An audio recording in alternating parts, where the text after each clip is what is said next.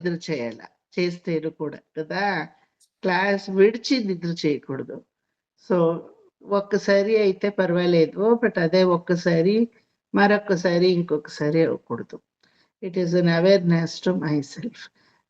ఇప్పుడు నా అమ్మ దగ్గర ಒಂದು ಜೋರ್ ಮಾಡಿ ಜೋರಾಗಿ ಬೈದು, ಸರಿ ಸರಿ ನನ್ನನ್ನು ಬೈಯೋದ್ರಲ್ಲಿ ಇನ್ನೂ ಕಾಲ ಕಳಿಬೇಡ, ಹೋಗ್ ನೀನೀಗ ಮೊದಲು ಅಂತ ನಮ್ಮಮ್ಮನೂ ನನ್ನನ್ನು ಬೈದು. She is also as you know, she never you cannot make her to bend in any way. Okay okay, ಇನ್ನು ಮುಂದಕ್ಕೆ ಟೈಮ್ ವೇಸ್ಟ್ ಮಾಡ್ಬೇಡ, ಹೋಗ್ ತಗೋ ಅಂತ ಅವರು ಬೈದು ಕಳಿಸಿದ್ರು ನನ್ನ. ಸಾರಿ. ಸೊ ಮುಕುಂದ ಮಾಲೆ ಎಲ್ರು ತಗೊಳ್ಳಿ. ಎಷ್ಟು ಶ್ಲೋಕಗಳಾಗಿದೆ? 10 ಆಗಿದೆ ಸರ್.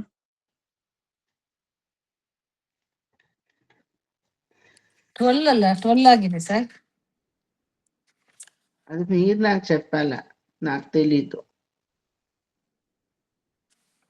12 అయిందా? 12 ಆಗಿದೆ ಸರ್. 12 అయింది సార్. 13th ಹೇಳ್ಬೇಕು ಸರ್.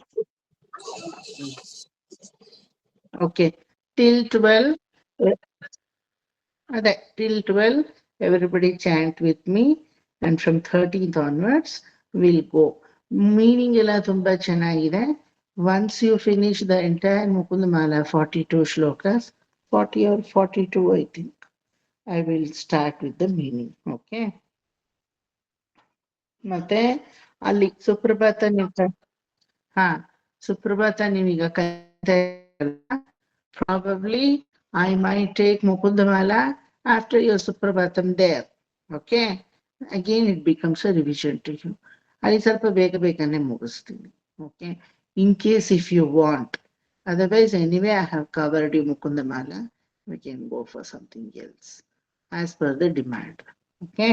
ಈಗ 12 ಶ್ಲೋಕಸ್ ನನ್ನ ಜೊತೆ ಹೇಳಿ. ಫಸ್ಟ್ 2 ಶ್ಲೋಕಸ್ ಮಾತ್ರ 2 ಸಲ, ಇನ್ನೆಲ್ಲ ಒಂದೇ ಸಲ. ಓಕೆ. 2 ಸಲ ಹೇಳ್ಬೇಕಾ ನಿಮ್ಗೆ? You want to chant 2 times? ಹಿಂಗಂತ ಇದ್ದೀರಾ, ಹಿಂಗಂತ ಇದ್ದೀರಾ? ಒನ್ ಟೈಮ್ ಸಾಕು ಸರ್. ಒನ್ ಟೈಮ್ ಒಂದ್ಸಲ. ಓಕೆ. 2 ಸಲ ಬೇಕು ಸರ್. 2 ಸಲ ಬೇಕಾ? నిర్మలా ఆంటీ అదయ్యేలేదు లాస్ట్ లో చెప్తే ఇప్పుడు చెప్పాలంతే. అదేం లాస్ట్? ఇప్పుడే చెప్పండి. ఓకే, చెప్పండి 2 times. వాళ్ళకి కావాలంటే మీరేమి స్మిత రాక రాక ఏమో ఎక్కువైంది. నిర్మలా ఆంటీ అంతే, ఇంకేమి లేదు. Okay aunty. చిన్న బిడ్డలు ఒకటే, ವಯಸ್ಸಾದ వాళ్ళు ఒకటే. ಮಲಕೊಂಡಿರೋ ತೊಟ್ಲಲ್ಲೇ ರಚ್ಚೆಗಿದ್ರೆ ಜಗತ್ತನ್ನೇ ತಲೆ ಕೀಳಾಗ ಮಾಡೋ ಶಕ್ತಿ ಮಗುಗಿದೆ ಅಲ್ವಾ? ಅದೇ ಕೂತ್ಕೊಂಡೆ ಆನ್ಲೈನ್ ಅಲ್ಲೇ ಎಲ್ರನ್ನೂ ಕೇಳಿಸೋ ಶಕ್ತಿ ದೊಡ್ಡವ್ರಿಗಿದೆ, ಗೊತ್ತಾ? ಕೇಳೋಣ. ಗುಷ್ಯತೆ ಯಸ್ಯ ನಗರೇ ರಂಗಯಾತ್ರಾ ದಿನೇ ದಿನೇ ತಮಹಂ ಶಿರಸಾ ವಂದೇ ರಾಜಾನಂ ಕುಲಶೇಖರಂ. ಘುಷ್ಯತೆ ಯಸ್ಯ ನಗರೇ ರಂಗಯಾತ್ರಾ ದಿನೇ ದಿನೇ ತಮಹಂ ಶಿರಸಾ ವಂದೇ ರಾಜಾನಂ ಕುಲಶೇಖರಂ. ಶ್ರೀವಲ್ಲಭೇತಿ ವರದೇತಿ ದಯಾಪರೇತಿ ಭಕ್ತ ಪ್ರಿಯೇತಿ ಭವಲುಂಠನ ಕೋವಿದೇತಿ ನಾಥೇತಿ ನಾಗಶಯನೇತಿ ಜಗನ್ನಿವಾಸೇತಿ ಆಲಾಪನಂ ಪ್ರತಿಪದಂ ಕುರು ಮೇ ಮುಕುಂದ. ಶ್ರೀವಲ್ಲಭೇತಿ ವರದೇತಿ ದಯಾಪರೇತಿ ಭಕ್ತ ಪ್ರಿಯೇತಿ ಭವಲುಂಠನ ಕೋವಿದೇತಿ ನಾಥೇತಿ ನಾಗಶಯನೇತಿ ಜಗನ್ನಿವಾಸೇತಿ ಆಲಾಪನಂ ಪ್ರತಿಪದಂ ಕುರು ಮೇ ಮುಕುಂದ. ಜಯತು ಜಯತು ದೇವೋ ದೇವಕೀ ನಂದನೋಯಂ ಜಯತು ಜಯತು ಕೃಷ್ಣೋ ವೃಷ್ಣಿವಂಶ ಪ್ರದೀಪಃ जयतु जयतु मेघश्यामलः कोमलाङ्गो जयतु जयतु पृथ्वी भारनाशो मुकुन्दः जयतु जयतु देवो देवकी नन्दनोऽयम् जयतु जयतु कृष्णो वृष्टिवंशप्रदीपः जयतु जयतु मेघश्यामलः कोमलाङ्गो जयतु जयतु पृथ्वी भारनाशो मुकुन्दः मुकुन्द मूर्ध्ना प्रणिपत्य याचे भवन्तमेकान्तमियन्तमर्थम् अविस्मृति त्वच्छरणारविन्दे भवे भवे मेस्तु भवत्प्रसादात् मुकुन्द मूर्ध्ना प्रणिपत्य याचे भवन्तमेकान्तमियन्तमर्थम् अविस्मृतिस्त्वच्छरणारविन्दे भवे भवे मेस्तु भवत्प्रसादात् नाहं वन्दे तव चरणयोर्द्वन्द्वमद्वन्द्वहेतोः कुम्भीपाकं गुरुमपि हरे नारकं नापनेतुं रम्या रामा मृदुतनुलता नन्दनेनापि रन्तुं भावे भावे हृदय भवने भावयेयं भवन्तम् नाहं वन्दे तव चरणयोर्द्वन्द्वमद्वन्द्वहेतोः కుంభీపాకం చెప్పండి అనురాధ ఆంటీ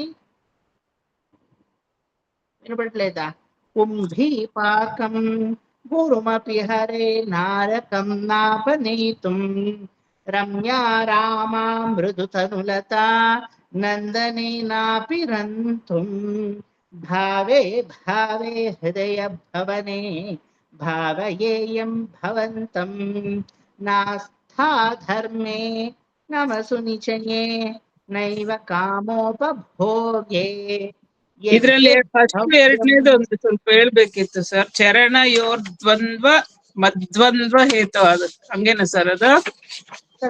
ನಾಹಂ ವಂದೇ ಚರಣಯೋರ್ ದ್ವಂದ್ವ ಮದ್ವಂದ್ವ ಹೇತೋಃ ದ್ವಂದ್ವ ಮದ್ವಂದ್ವ ಹೇತೋಃ ನಾಹಂ ವಂದೇ ಹೇಳಿ ನನ್ ಜೊತೆ ಪ್ರಭಾ ಆಂಟಿ ಬರುತ್ತೆ. ತವ ಚರಣಯೋರ್ದ್ವಂದ್ವ ಮದ್ವಂದ್ವ ಹೇತೋಃ ಕುಂಭೀಪಾಕಂ ಗುರುಮಪಿ ಹರೆ ನಾರಕಂ ನಾಪನೀತುಂ ರಮ್ಯಾ ರಾಮಾ ಮೃದುತನುಲತಾ ನಂದನೇನಾಪಿ ರಂತುಂ ಭಾವೇ ಭಾವೇ ಹೃದಯ ಭವನೆ భావయేయం భవంతం. మీరు నిత్యానుసంధానంలో కులశేఖర ఆళ్వార్ సంస్కృతాన్ని ఇప్పుడు చూశారు కదా అంతా. ఇది కులశేఖర ఆళ్వార్ సంస్కృత భాష పరిణితి సరళంగా ఉంది. మరి నిత్యానుసంధానంలో ఇదే కులశేఖర ఆళ్వార్ తమిళ్ పరిణితి ఏమి అని చూస్తారు. ఓకే, అక్కడ చాలా బాగుంటుంది. ఆమె చేసిన సంస్కృత తమిళ్ పాశురాలు అంత బాగా చక్కటిగా ఉంది. తమిళ్ కూడా మీరు నేర్చుకుంటారు. సో కులశేఖర ఆళ్వార్ తమిళ్ కొంచెం వ్యత్యాసంగా ఉంటుంది. తమిళనాడు తమిళ్ లాగా ఉండదు, కొంచెం కేరళ ఇన్ఫ్లుయెన్స్ ఉండే కాబట్టి మలయాళం వర్డ్స్ ಅಂತಾ ಮಿಕ್ಸ್ ಆಗಿ ವಸ್ತುಂದು. ಓಕೆ, ಯಾರನ್ನ ನೋಡಿದ್ರು ರಾಮ ರಾಮ ರಾಮ ರಾಮ ಬಿಟ್ರೆ ಇನ್ನೇನು ಇಲ್ಲ. ಅವರ ಜೀವನಾಧಾರವೇ ಅವರಿಗೆ ರಾಮ ಅಂತ. So whenever you come across kind of slag of Malayalam Tamil, it is none other but Kulashekara Alvar, because he was the only Alvar from Kerala Rajya, Thiruvanchikadam. So your Sanskrita is very simple compared to Tamil.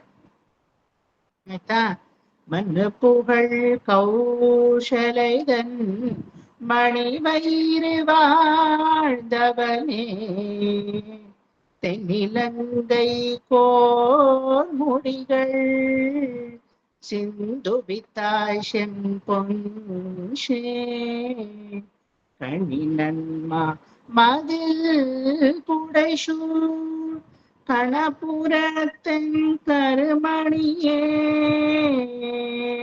என்னுடைய அமுதே ராகவனே தாலேலோ என்னுடைய ஆரமுதே ஸ்ரீராமா தாலேலோ புண்டரீக மலரதன் மேல் புவனியெல்லாம் படைத்தவனே தென்னிலங்கை தாடகையார் கொன்று விட்டாய் சிடை வளவா கண்ணினன்மா மதில் புடைசூர் கணபுரத்தன் கருமணியே என்னுடைய ராகவனே ஸ்ரீராமா தாலேலோ என்னுடைய ஆரமுதே அயோத்திமணி தாலேலோ ತಾಲೇಲೋ ಆರಿರಾರೋ ಈ ತರ ಇರುತ್ತೆ ತಮಿಳು. ಅಯೋಧಿ ಮನೆ, ರಾಘವನೇ, ರಾಘವನೇ, ಇದೆಲ್ಲ ಮಲಯಾಳಿಸ್ ಯೂಸ್ ಮಾಡೋದು, ನಾಟ್ ತಮಿಳಿಯನ್ಸ್. ಕಣಪುರತ್ತೆನ್ ಕರ್ಮಣಿಯೇ, ಕಣ್ಣಿ ಕಟ್ಟಿಯೇ, ಎನ್ ಕರಂಬೆ, ಈ ತರ ಎಲ್ಲ.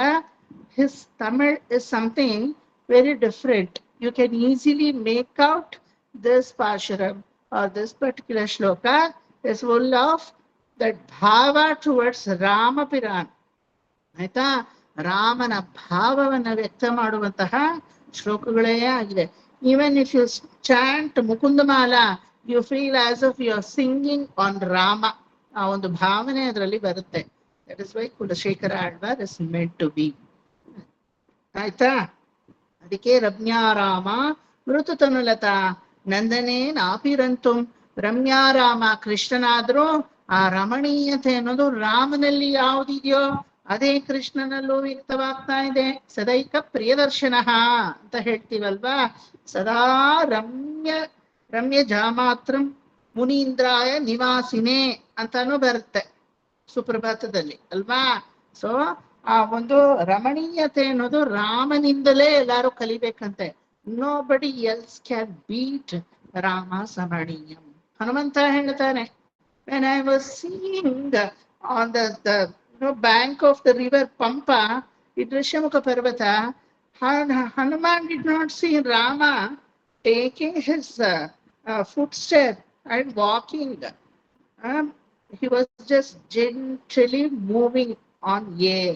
ಹಿಂಗ್ ಸ್ವಿಂಗ್ ಆಗ್ತಾ ಇದ್ದಂತೆ. ಎಲ್ಲಿ ಭೂಮಿ ದೇವಿಗೆ ನೋವಾಗುತ್ತೋ ಅನ್ನೋ ರೀತಿಯಲ್ಲಿ ಇನ್ ಬೇರೆಯವರೆಡೆ ಡಮಾರ್ ಡಮಾರ್ ಡಮಾರ್ ಅಂತ ನಡೀತಾರಲ್ವಾ. ಮರದಲ್ಲಿ ಪಾದುಕೆನೂ ಇಲ್ಲ, ಇದು ಕಾಲಲ್ಲಿ ಬರ್ತಾನೋ ತಗೊಂಡ್ ಹೊಟ್ಟೋದ ಆ ಪಾದುಕೆನ. ಆ ಕಾಡಲ್ಲಿ ನಡಿಬೇಕಾದ್ರೆ ಒಣಗಿದ ಎಲೆ ತರಗೆಲೆಗಳ ಮೇಲೆ ಎಷ್ಟು ಶಬ್ದ ಬರ್ಬೇಕು, ಒಂದು ಧೂಳಿಲ್ಲ, ಒಂದು ಶಬ್ದ ಇಲ್ಲ. ರಾಮ ಲಕ್ಷ್ಮಣರು ತೇಲೋ ತರ, ಒಳ್ಳೆ ಹಂಸ ಗಮನೆಗಳು ಬರೋ ತರ ಹೆಂಗಸರನ್ನ ನಾಚ್ಕೋಬೇಕು ಆ ರೀತಿ ನಡೆಯೋರುತ್ತೆ. ಆ ನಡೆನ Hanumantha he is going to describe in complete 12 shlokas in Valmiki Ramayana. You know that? What is our Rama nade? You know Sitamma, when he speaks about Rama in this one Ashokavanam, when he met Sita, you know what is the nade of our Rama, as if she doesn't know Rama.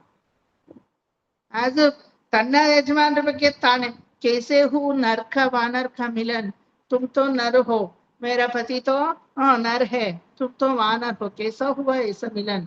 You know who my Rama walks gently. ಮಂದ ಗಮನವಾಗಿ ಎಷ್ಟು beautiful ಆಗಿ ಆ ರಮ್ಯತೆ ಅನ್ನೋ ಗುಣನ ರಾಮನಲ್ಲಿ ನಾವು ಕಲ್ತ್ಕೊಬೇಕು. He says. ಅದನ್ನೇ ಇಲ್ಲಿ ರಮ್ಯಾ ರಾಮ ಮೃದು ತನುಲತ ನಂದೇನೆ ನಾಪಿರಂತು ಅನ್ನೋ ಒಂದು ಪದದಲ್ಲಿ ಕುಲಶೇಖರ ಆಳ್ವಾರು ಕ್ಯಾಪ್ಚರ್ ಮಾಡ್ತಾರೆ. ಸೊ ನಾನು ಇನ್ನು ಸ್ವಾಪದೇಶ ಅರ್ಥ ನಿಮ್ಗೆ ಹೇಳುವಾಗ ಇನ್ನು ಡೀಪ್ ಆಗಿ I am going to take you. Okay, ಇನ್ನು ನಾನು ಅರ್ಥನೇ ಶುರು ಮಾಡಿಲ್ಲ. ನಿಮ್ಗೆ will take what the Pillai Lokam Jeeyar has given the ವ್ಯಾಖ್ಯಾನಂ what the Nanjier number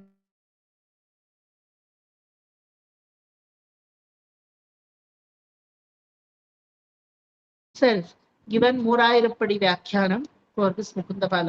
ಮೂರಾಯಿರಪ್ಪಡಿ ವ್ಯಾಖ್ಯಾನದಲ್ಲಿ ಯಾವ ರೀತಿ ಇದನ್ನ ಹೇಳಲ್ಪಟ್ಟಿದೆ. ಇದೆಲ್ಲ ಆದಾದ್ಮೇಲೆ ವೇದಾಂತ ದೇಶಿಕರು ಯಾದವಾಭ್ಯುದಯಂ ಅಂತ ಒಂದು ಗ್ರಂಥ ಬರೆದಿದ್ದಾರೆ.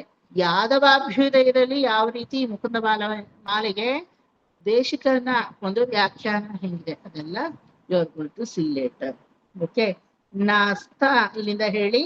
ನಾಸ್ತ ಧರ್ಮೇ ನವಸು ನಿಚಯೇ ನೈವ ಕಾಮೋಪಭೋಗೆ ಯದ್ಯದ್ ಭವ್ಯಂ ಭಗವತು ಭವತು ಭಗವನ್ ಪೂರ್ವಕರ್ಮಾನುರೂಪಂ ಏತತ್ ಪ್ರಾರ್ಥ್ಯಂ ಮಮ ಬಹುಮತಂ ಜನ್ಮ ಜನ್ಮಾಂತರೇಪಿ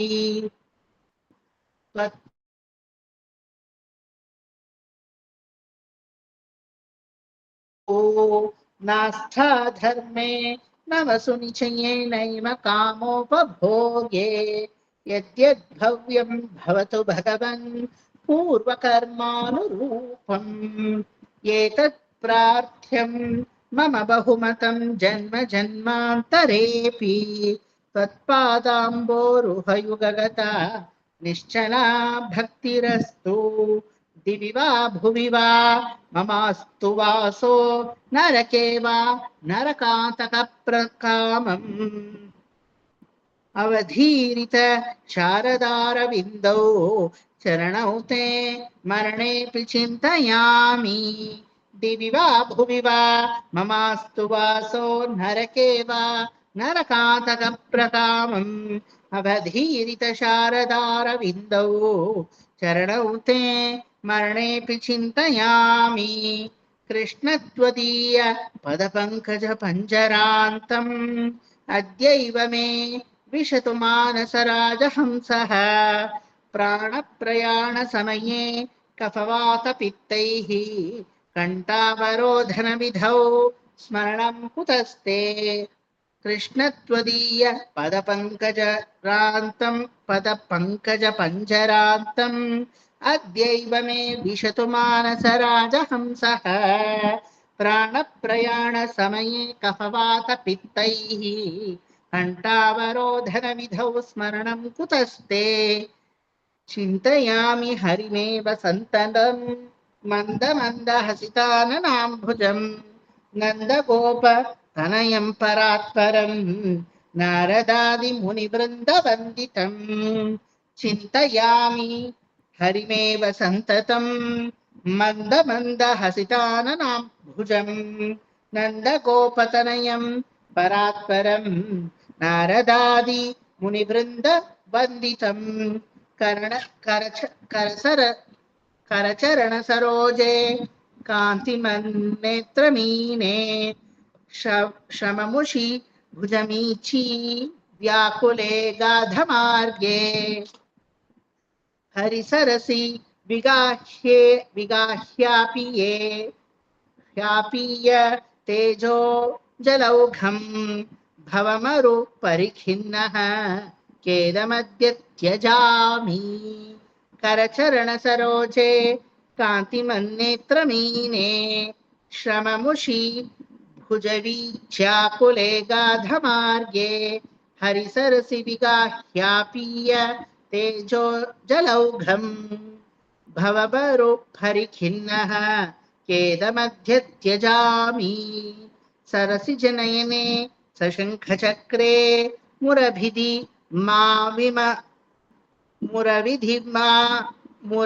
मा विरमस्व चित्तरन्तुं सुखतरमपरं न जातु जाने हरिचरण स्मरणामृतेन तुल्यं सरसि जनयने सशङ्खचक्रे मुरभिधि मा विरमस्व चित्तरन्तुं सुखतरमपरं न जातु जाने हरिचरण स्मरणामृतेन तुल्यं माभिर्मन्दमनो विचिन्त्य बहुधा यामिश्चिरं यातनाः नामीनः प्रभवन्ति पापरिपवः स्वामीननु श्रीधरः आलस्यं व्यपनीय भक्तिसुलभं ध्यायस्वन्नारायणं लोकस्य व्यसनापनो धनकरो दासस्य किं न क्षमः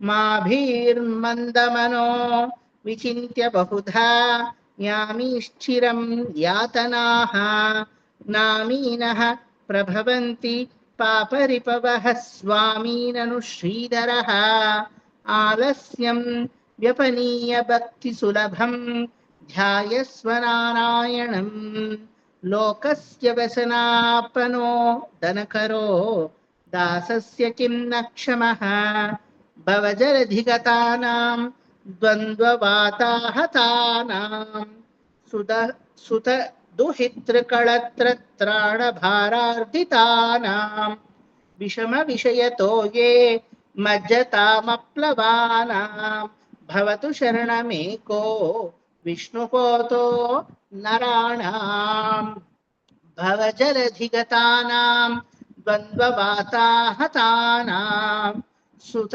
दुहितृकळत्रत्राणभारार्दितानां विषमविषयतो ये मज्जतामप्लवानां भवतु शरणमेको विष्णुपोतो नराणाम्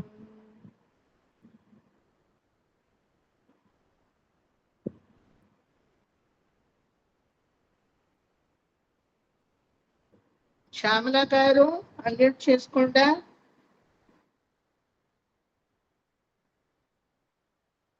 శ్యామల గారు లేదు, ఉండారు లేదా? ಅನುರಾಧ ಆಂಟಿ ಅನ್ಮ್ಯೂಟ್ ಮಾಡ್ಕೊಳ್ಳಿ. ಭವಜಲಧಿಂ ಅಗಾಧಂ ದುಸ್ತರಂ ನಿಸ್ತರೇಯಂ भवजलधिं अगाधं दुस्तरं निस्तरेयं भवजलधिं अगाधं दुस्तरं निस्तरेयं कथमहमिति चेतो मास्मगाः कातरत्वं कथमहमिति चेतो मास्मगाः कातरत्वं कथमहमिति चेतो मास्मगाः कातरत्वं भवजलधि अगाधं दुस्तरं निस्तरेयं कथमहमिति चेतो मास्मगाः कातरत्वं भवजलधिमगाधं दुस्तरं निस्तरेयं कथमहमिति चेतो मास्मगाः कातरत्वं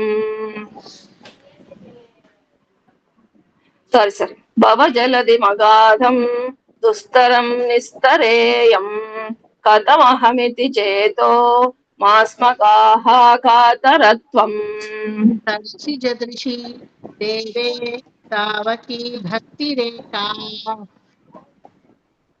सरसिजदृशि देवे तावकी भक्तिरेका सरसिजदृशि देवे तावकी भक्तिरेका नरकभिधि निषण्णा तारयिष्यत्यवश्यम् नरकभिधिनिषण्णा तारयिष्यत्यवश्यम् नरकभिधिनिषण्णा तारयिष्यत्यवश्यम् सरसिजदृशि देवे तावकी भक्तिरेका नरकभिधि निषण्णा तारयिष्यत्यवश्यम् नरसिजदृशि देवे तावकी भक्तिरेका नरकभिधिनिषण्णा तारयिष्यत्यवश्यम् सरसिजदृशि देवे तावकी भक्तिरेका नरकभिधिनिषण्णा तारयिष्यत्यवश्यम्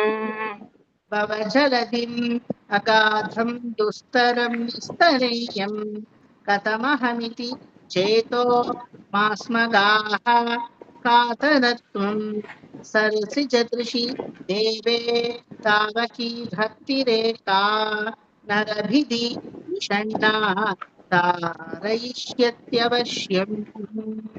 भवजलधिं अगाधं दुस्तरं निस्तरेयम् कथमहमिति चेतो मास्मगाः कातरत्वम् सरसि चदृसि देवे तावकी भक्तिरेका नरकभिरिनिषन्ना तारयिष्यत्यवश्यम् भवजलधिम् अगाधं दुस्तरं निस्तरेयम् कथमहमिति चेतो मास्मगाः कातरत्वम् सरसि चदृसि देवे तावकी भक्तिरेका नरकभिदिनिषन्ना तारयिष्यत्यवश्यम् भवजलधिम् अगाधं दुस्तरं स्तरेण्यम् कथमहमिति चेतो मास्मगाः कातरत्वम् सरसि जदृशि देवे तावकी भक्तिरेका नरकभिदिनिषण्णा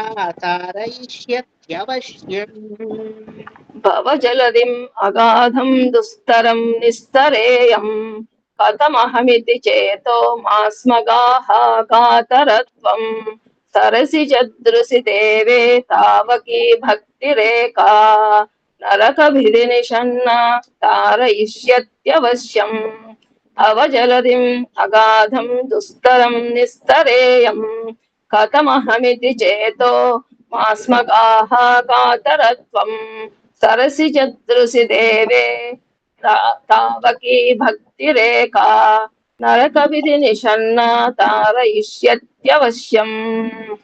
శ్యామల గారు మిమ్మల్ని ఫస్ట్ పిలిచారు, మీరు లేదు అక్కడ. సరే సార్. చెప్పండి. తృష్ణాతో ఏ మదన పవనో దూత మోహోర్మిమాలే.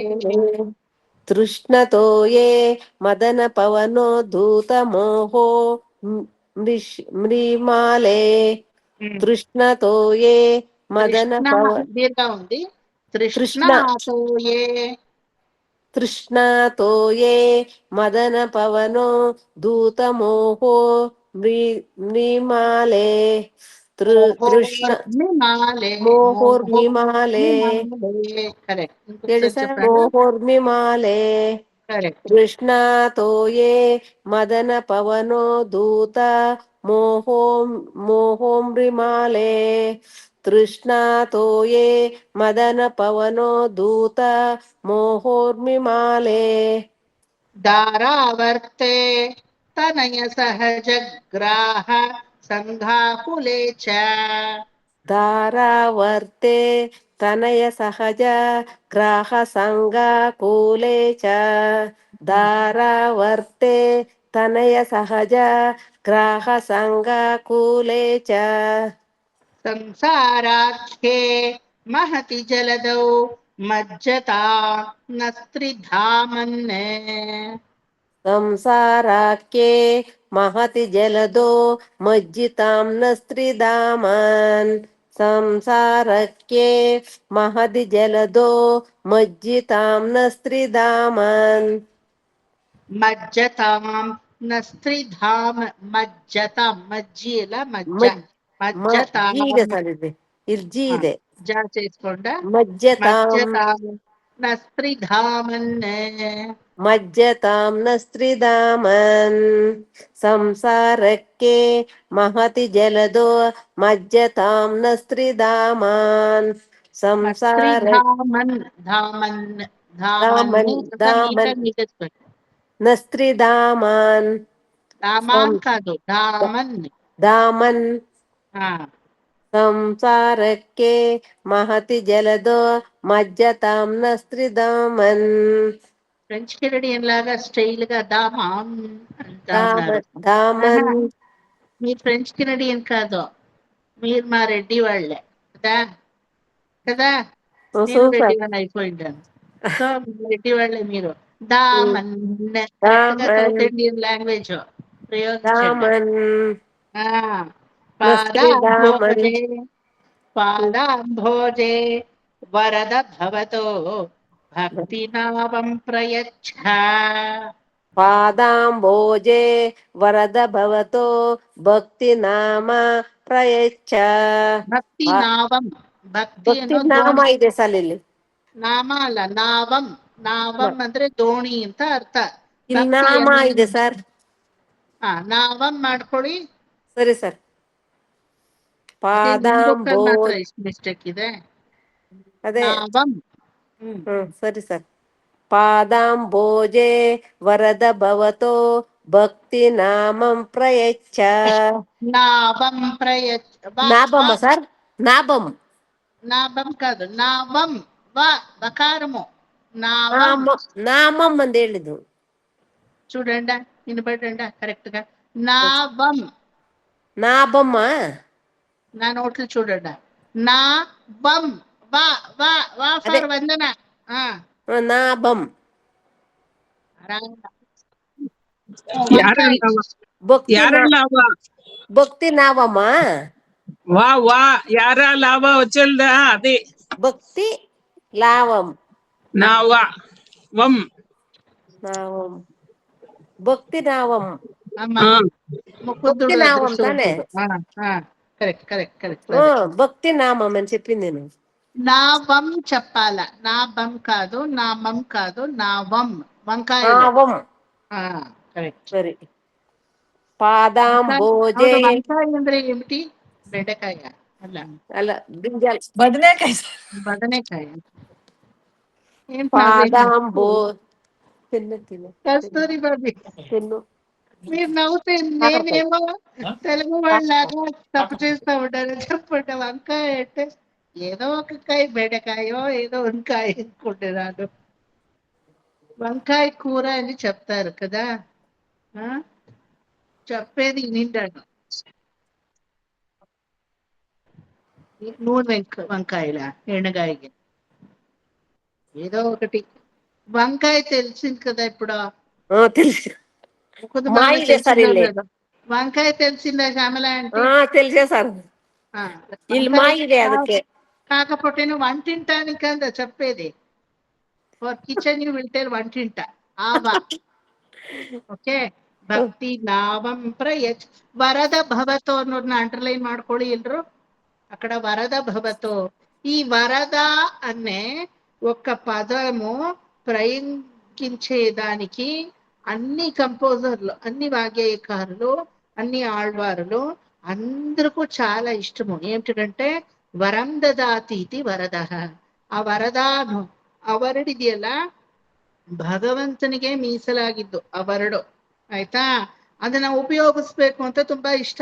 ಸುಮ್ನೆ ಎಲ್ಲೋ ವರದ ವರದ ಅಂತ ಹಾಕಕ್ಕಾಗಲ್ಲ. Meaning will not be proper, appropriate ಆಗಿರಲ್ಲ ಅದು. So in Ramayanam Valmiki wanted to use the word called ವರದ ಫಾರ್ ಹೋಮ್, ಫಾರ್ ರಾಮಚಂದ್ರ. ಆಯ್ತಾ? when Sumantra goes to Sriramachandra saying that, Sriramachandra ready ಆಗ್ತಾ ಇರ್ತಾನೆ ಸೀತೆಯ ಸಮೇತನಾಗಿ, ತನ್ನ ಅಂತಃಪುರದಲ್ಲಿ ಸರ್ವಾಭರಣ ಭೂಷಿತನಾಗಿ ಕನ್ನಡಿ ನೋಡ್ಕೋತಾ ಇರ್ತಾನೆ. ಆಯ್ತಾ? ಅಂಡ್ ಅವಾಗ ತಾನೇ ರಾಮಚಂದ್ರ ಸೀತೆ ಹೇಳಿರ್ತಾನೆ, Sita, I feel the more I am simple, I look very great. I don't think ಈ ಜ್ಯುವೆಲ್ರಿ, ಈ ಪಟ್ಟಪೀತಾಂಬರ, ಈ ಒಂದು ಭಾರವಾದ ಕಿರೀಟ ಇದೆಲ್ಲ ನನಗೆ ಚೆನ್ನಾಗಿದೆ ಅಂತ ನಂಗೆ ಅನ್ನಿಸ್ತಾ ಇಲ್ಲ. That is what actual fact. YONO, ಒಂದು ಪಟ್ಟಾಭಿಷಿಕ್ತವಾದಂತಹ ಒಂದು ಮೈಸೂರು ಶೈಲಿ ಪೇಂಟಿಂಗ್, ಅದ್ರ ಪಕ್ಕದಲ್ಲಿ ಅದೇ ಮೈಸೂರು ಶೈಲಿನಲ್ಲಿ ನಾರುಮಡಿ, ಜಟಾವಲ್ಕಲಧಾರಿ, ಮೇಲೆ ಯಾವ್ದೋ ಆಕಾಶ ಮಲ್ಲಿಗೆ ಜಟೆನಲ್ಲಿ, ಕರ್ಣಿಕಾರ ಪುಷ್ಪಗಳು ಕಿವಿನಲ್ಲಿ, ದುಂದುಮಣಿ ಮಾಲೆ ತನ್ನ ಕೊರಳಲ್ಲಿ, ಈ ರೀತಿ ನಾರುಮಡಿಯನ್ನು ಉಟ್ಟಂತಹ ಬೈತಲೆಯನ್ನ ಬಾಚಿಕೊಂಡು ಒಂದು ಗಂಟನ್ನ ಕಟ್ಕೊಂಡು ಸಾಧಾರಣ ಒಂದು ನಾರು ಸೀರೆಯನ್ನು ಉಟ್ಟಂತಹ, ಮತ್ತೆ ಅಣ್ಣನ ಹಾಗೆ ಇಡಪ್ಪಲ ಮರವುರಿ, ತಲೆಯ ಜಟಾಭಾರಮ ಲಕ್ಷ್ಮಣನ್. ಈ ಸೀನ್ ನೋಡಿದಾಗ this painting is more attractive than, you know, the more gold, the more glittery stones which they have used in the painting of Rama Panchayatanam. ಅದು ನೋಡಿದಾಗ, ಇದು ನೋಡಿದಾಗ, this is more attractive to you than that. It is very rich. But ರಾಮನ ಗುಣಕ್ಕೆ ಯಾವ ಚೆನ್ನಾಗಿದೆ? The simplicity. He is one with nature. ರಾಮನ ನೆನೆಸ್ಕೊಳ್ಳಿ. The very first shot, you don't find him as a Rajarama, ಸಿಂಹಾಸದ ದೀಶನಾಗಿ ಅಲ್ಲಿ ಕೂತಿದ್ದಾನೆ ಸಾಕೇತಪುರದಲ್ಲಿ ಅನ್ಸಲ್ಲ. ಎಲ್ಲೋ ಕಾಡಲ್ಲೋ ಮೇಡಲ್ಲೋ ಯಾವ್ದೋ ಪಂಚವಟಿ ಸಮೂಹದಲ್ಲೋ ಯಾವುದೋ ಒಂದು ಗಂಗಾ ತೀರವನ್ನು ದಾಟ್ತಾ ಗುಹನ್ ಜೊತೆನೋ ಈ ರೀತಿ ಪ್ರಕೃತಿಯಲ್ಲಿ ಒಂದಾಗಿ ಇರ್ತಾನೆ ಭಗವಂತ ಅಂತ ನಾವು ನೋಡ್ತೀವಿ ಅಲ್ವಾ. Then Rama says Sita I am feeling this dress and this attire is something very opposite to my nature.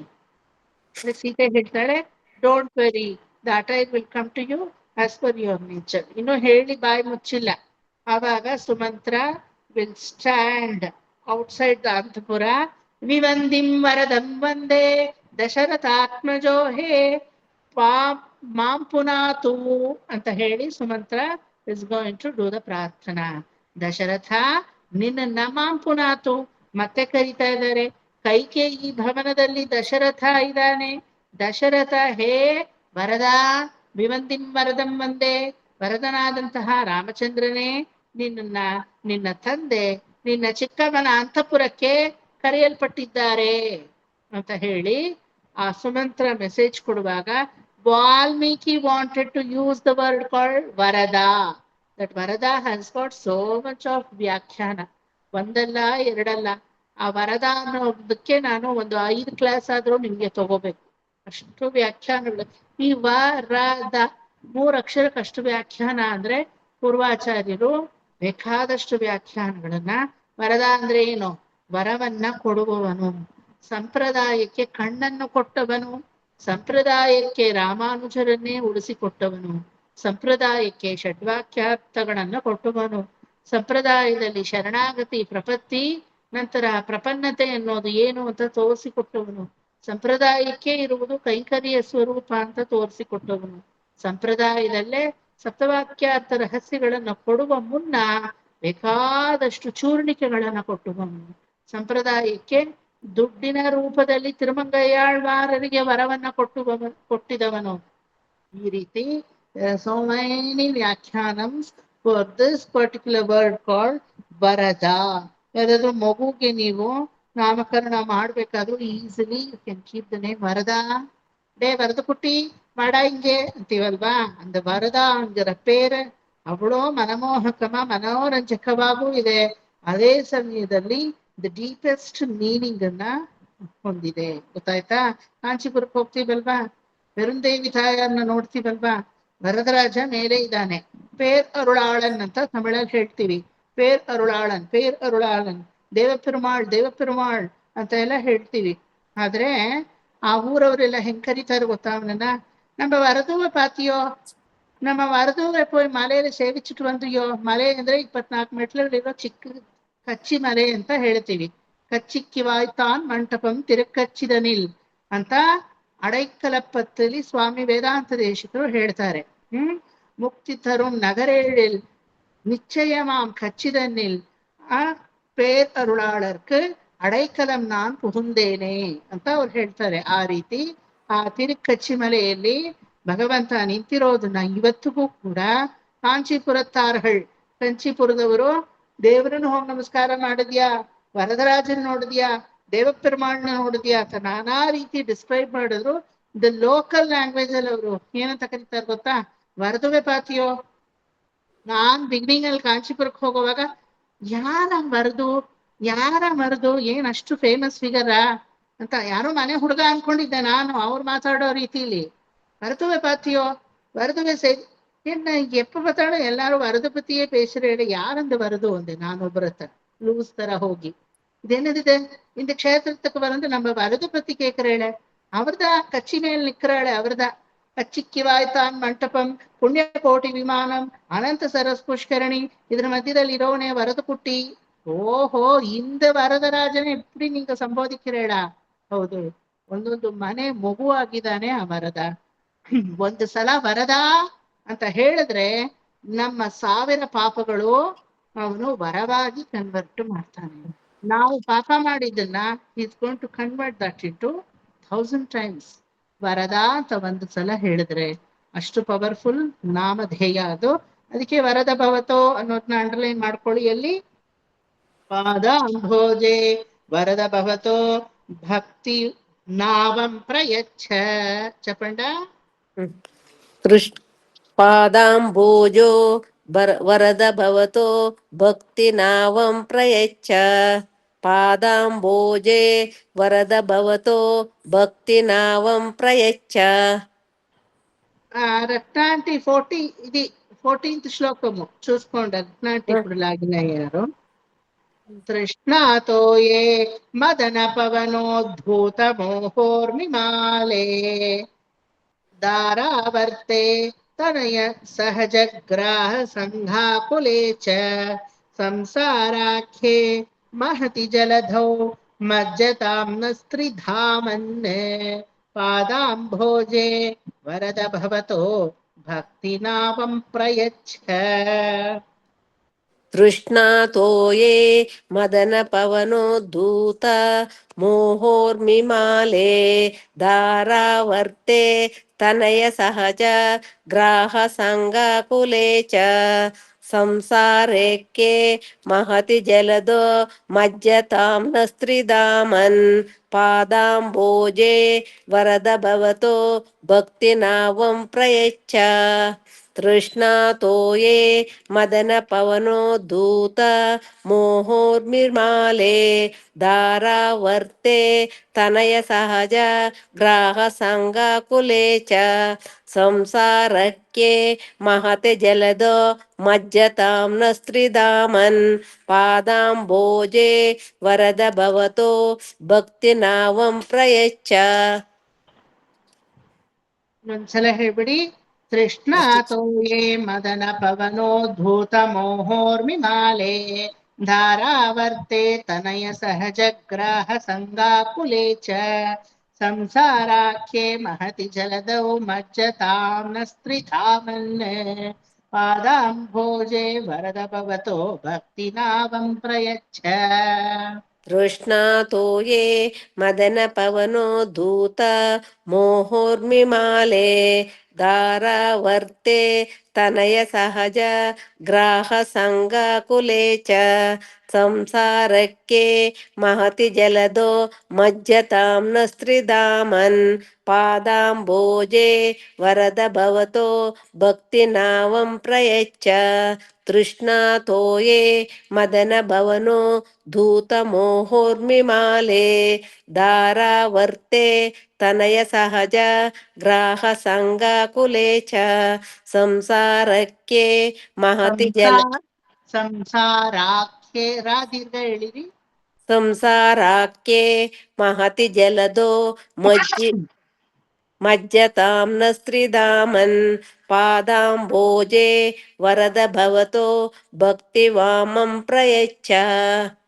ಕಸ್ತೂರಿ ಮಾಮಿ ಮಾದ್ರಾಕ್ಷಂ ಕ್ಷೀಣ ಪುಣ್ಯಾನ್ ಕ್ಷಣಮಪಿ ಭವತೋ ಭಕ್ತಿಹೀನಾನ್ ಪದಾಬ್ಜೆ. ಮಾದ್ರಾಕ್ಷಂ ಕ್ಷೀಣ ಪುಣ್ಯಾನ್ ಕ್ಷಣಮಪಿ ಭವತೋ ಭಕ್ತಿಹೀನಾನ್ ದಾಬ್ಜೇನ ಸರದ ಪದಾಬ್ಜೆ ಪದಾಬ್ಜೆ ಪದಾಬ್ಜೆ ಭಕ್ತಿಹೀನಾನ್ ಭವದಾಬ್ಜೆ. ಪದಾಬ್ಜೆ ಭವದಾಬ್ಜೆ ಅಲ್ಲ ಪದಾಬ್ಜೆ. ಭಕ್ತಿಹೀನ ಪದಾಬ್ಜೆನ ಸರ್ ಇನ್ನೊಂದ್ಸರಿ ಹೇಳಿ ಸರ್. ಭಕ್ತಿಹೀನ ಮಾದ್ರಾಕ್ಷಂ ಕ್ಷೀಣ ಪುಣ್ಯಾನ್ ಕ್ಷಣಮಪಿ ಭವತೋ ಭಕ್ತಿಹೀನಾನ್ ಪದಾಬ್ಜೆ. Okay sir. ಮಾದ್ರಾಕ್ಷಂ ಕ್ಷೀಣ ಪುಣ್ಯಾನ್ ಕ್ಷಣಮಪಿ ಭವತೋ ಭಕ್ತಿಹೀನಾನ್ ಪದಾಬ್ಜೆ. ಮಾದ್ರಾಕ್ಷಂ ಕ್ಷೀಣ ಪುಣ್ಯಾನ್ ಕ್ಷಣಮಪಿ ಭವತೋ ಭಕ್ತಿಹೀನಾನ್ ಪದಾಬ್ಜೆ. ಮಾದ್ರಾಕ್ಷಂ ಮಾಶ್ರೌಷಂ ಶ್ರಾವ್ಯಬಂಧಂ ತವ ಚರಿತಮಪಾಸ್ಯಾನ್ಯದಾಖ್ಯಾನ ಜಾತಂ. ಮಾಶ್ರೌಷಂ ಶ್ರಾವ್ಯಬಂಧಂ ತವ ಚರಿತ ಮಪಾಸ್ಯಾನ್ಯ ದಾಖ್ಯಾನುಜಾತಂ. ಮಾಶ್ರೌಷಂ ಶ್ರಾವ್ಯಬಂಧಂ ತವ ಚರಿತ ಮಪಾಸ್ಯಾನ ದಾಖ್ಯಾನ ಜಾತಂ. ಹಂಗ್ ಡಿವೈಡ್ ಮಾಡ್ಕೋಬೇಡಿ. ತಪ್ಪು ಹೇಳಿಲ್ಲ ಕಸ್ತೂರಿ ಮಾಮಿ, ಬಟ್ ತಲೆಯಲ್ಲಿ ನಿಲ್ಲಲ್ಲ ನೋಡಿ. ಹಿಂದಿ ಚರಿತಂ ಅಂತ ಅಲ್ಲಿ ಮಾಡ್ಕೊಳ್ಳಿ. ಚರಿತಂ ಅಪಾಸ್ಯಾನ್ಯದ್ अपास्यान्यदाख्यानजातम् अपास्यान्यदाख्यानजातम् अपास्यान्यदाख्यानजातम् ಓಕೆ ಸರ್. ಅಪಾಸ್ಯಾನ್ಯದಾಖ್ಯಾನಜಾತಂ ಗೊತ್ತಾಯ್ತಾ? ಓಕೆ ಮಾ ಶೌಷಂ ಶ್ರಾವ್ಯಬಂಧಂ ತವ ಚರಿತಂ ಅಪಾಸ್ಯಾನ್ಯದಾಖ್ಯಾನಜಾತಂ. ಮಾ ಶ್ರೌಷಂ ಶ್ರಾವ್ಯಬಂಧಂ ತವ ಚರಿತಂ ಅಪಾಸ್ಯಾನ್ಯದಾಖ್ಯಾನುಜಾತಂ. Correct. ಮಾ ಶ್ರೌಷಂ ಶ್ರಾವ್ಯಬಂಧಂ ತವ ಚರಿತಂ అపాస్యాన్యదాఖ్యానుజాతం.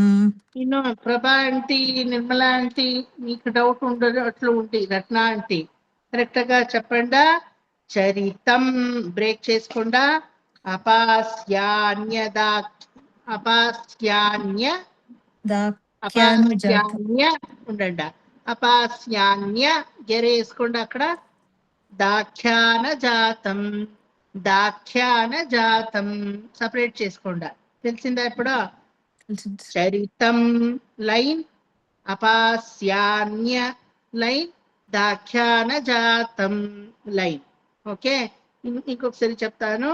మా శౌషం శ్రావ్యబంధం తవ చరితం అపాస్యాన్య దాఖ్యాన జాతం. గుర్తయిందా? కరెక్ట్ గా వచ్చిందా? ಸರ್ ಶ್ರಾವ್ಯ ಬಂಧಮ ಬದ್ಧಮ್ಮ ಸರ್? ಶ್ರಾವ್ಯ ಶ್ರಾವ್ಯ ಬಂಧಂ ಬಂಧಂ.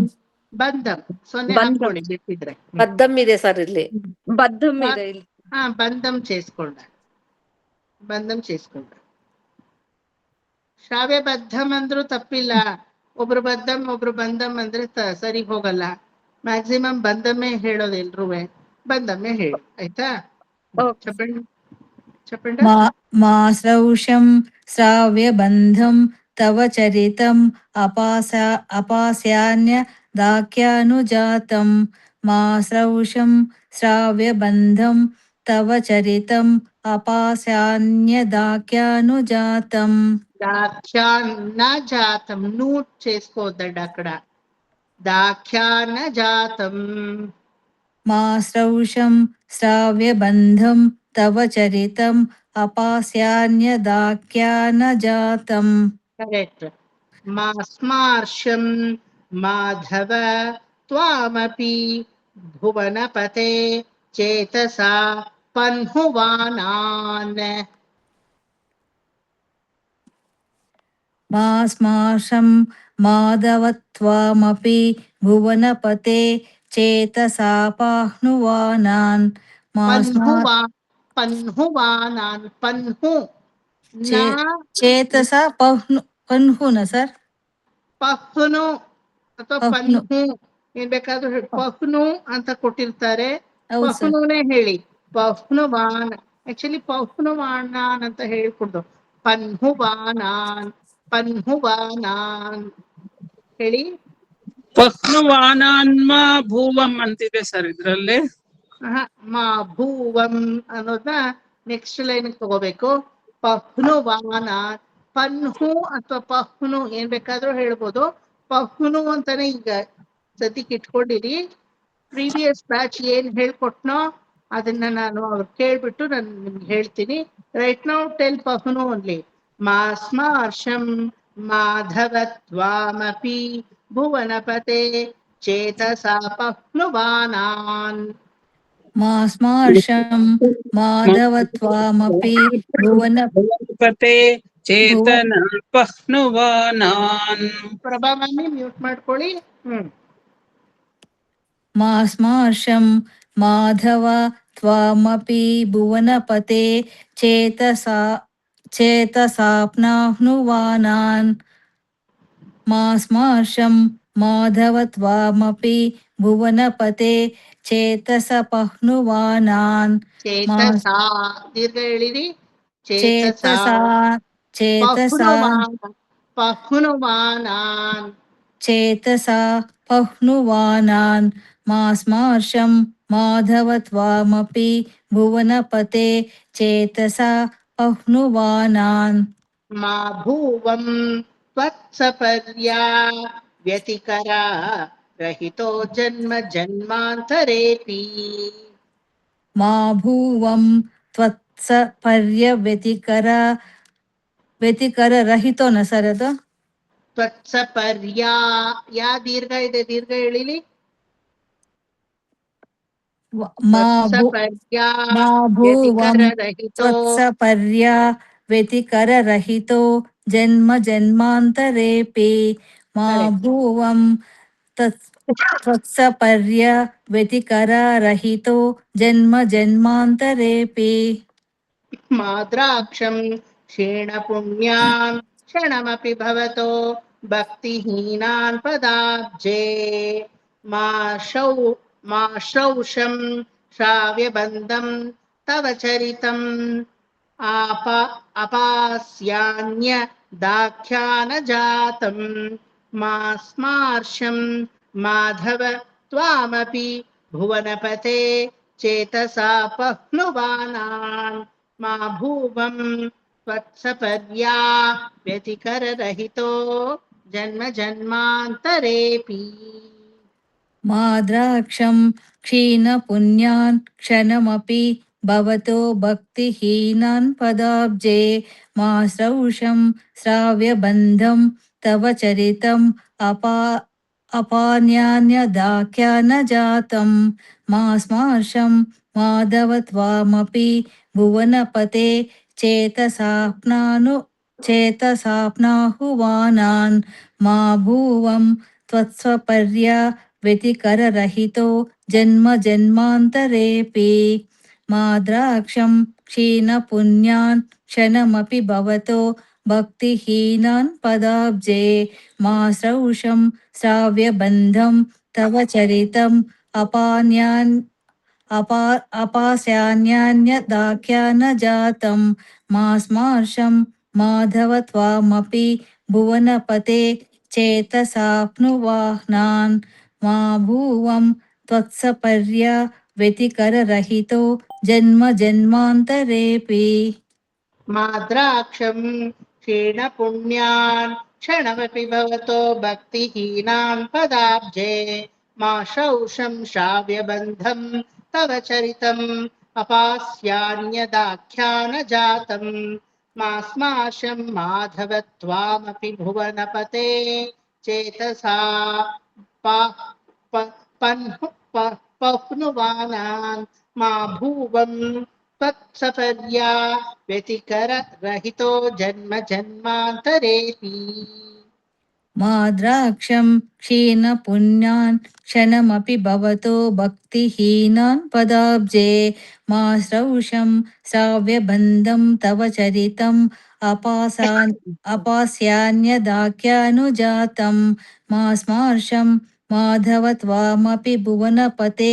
चेतसा पह्नुवानान् मा भुवं तत्त्वपर्या व्यतिकररहितो जन्म जन्मान्तरेऽपि माद्राक्षं क्षीणपुण्यान् क्षणमपि भवतो भक्तिहीनान् पदाब्जे मा श्रौषं श्राव्यबन्धं तव चरितम् अपास्यान्यदाख्यानुजातं मा स्मार्षं माधव त्वामपि भुवनपते चेतसाप्नुवानान् मा भुवं तत्स्वपर्या व्यतिकररहितो जन्म जन्मान्तरेऽपि रत्नान्ति जिह्वे कीर्तय केशवं मुररिपुं चेतो भज श्रीधरम्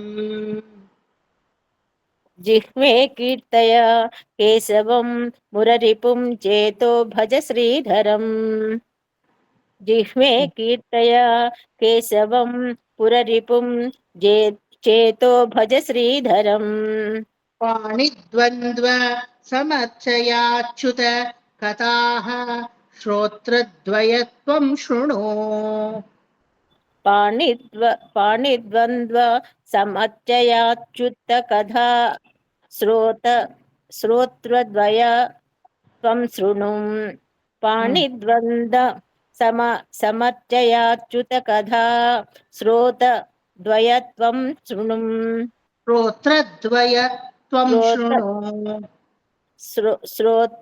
श्रोत्रद्वय त्वं शृणु श्रोत्रद्वय त्वं शृणु कृष्णं लोकय लोचनद्वय हरे गच्छाङ्घ्रियुग्मालयम् कृष्णं लोकय लोचनद्वय हरे दर्गच्छाग्नि युग्मालयम् कृष्णं हरे हरेर्गच्छाङ्घ्रियुग्मालयम् गच्छात् ಒಂದೇ ವರ್ಡ್ ಓಕೆ ಕೃಷ್ಣಂ ಹರೇ ಲೋಕಯ ನಿಮಿಷ ಕೇಳಿಸ್ಕೊಳ್ಳಿ. ಹ, ಹರೇರ್ ಅಂತ ಅಲ್ಲಿ ದೀರ್ಘ ಎಳಿಬೇಕು. ಹರೇರ್ ಹರೇ ಗಚ್ಚಾಂಗ್ರಿ ಗಚ್ಛಾತ್ ಯುಗ್ಮಾಲಯಂ. कृष्णं लोकय लोचनद्वय हरे गर्गण्टाग्नियुग्मालयम् कृष्णं लोकय लोचनद्वय हरेर्गच्छान्गियुग्मालयम् हरेर गच्छांघ्रि अंघ्रि हरे हरेर गच्छाङ्घ्रि गच्छांघ्रि गच्छाङ्घ्रि युग्मालयम्. कृष्णं लोकय लोचनद्वय हरेर्गच्छाङ्घ्रि युग्मालयम् कृष्णं लोकय लोचनद्वय हरेर्गच्छाघ्रि गच्छाघ्रि युग्मालयम् जिग्रघ्राण मुकुंद पाद तुलसी मूर्धन नमाधोक्षजम्.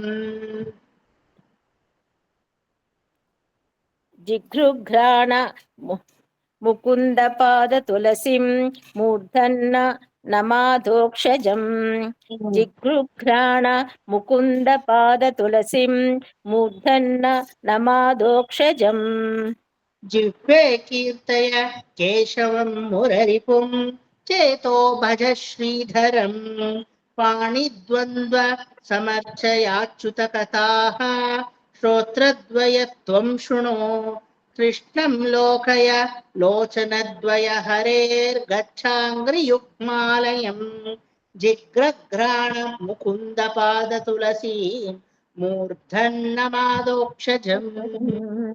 जिह्वे कीर्तय केशवं मुररिपुं चेतो भज श्रीधरम् पाणिद्वन्द्व समर्चयाच्युत श्रोत्रद्वयत्वशृणु कृष्णं लोकय लोचनद्वय हरेर्घण्टाग्नि युग्मालयम् जिघ्रुघ्राण मुकुन्द पाद तुलसीं मार्धन्न माधोक्षजम् जिह्वे कीर्तय केशवं मुररिपुं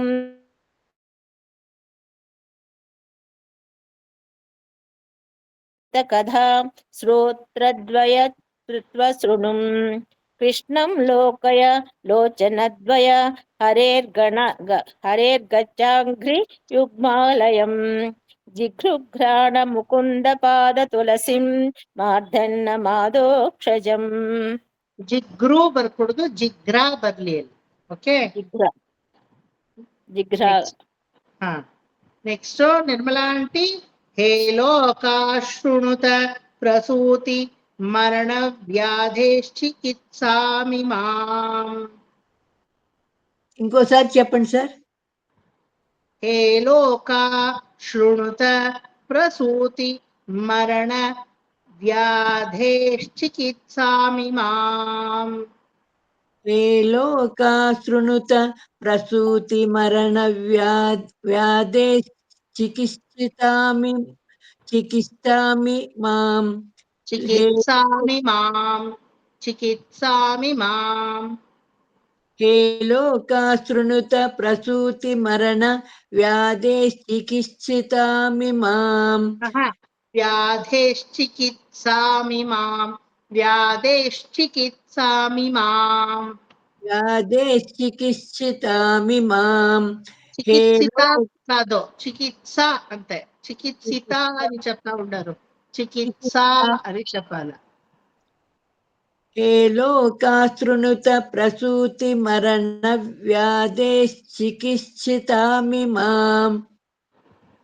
ఎక్స్ట్రా వర్డ్ ఒకటి లెటర్ వేస్తా ఉన్నారు. చికిత్సిత కాదు నిర్మల అంటే చికిత్స. చికిత్స. చెప్పండి. ये लोका शृणुत प्रसूतिमरणव्याधेश्चिकित्सितामिमाम्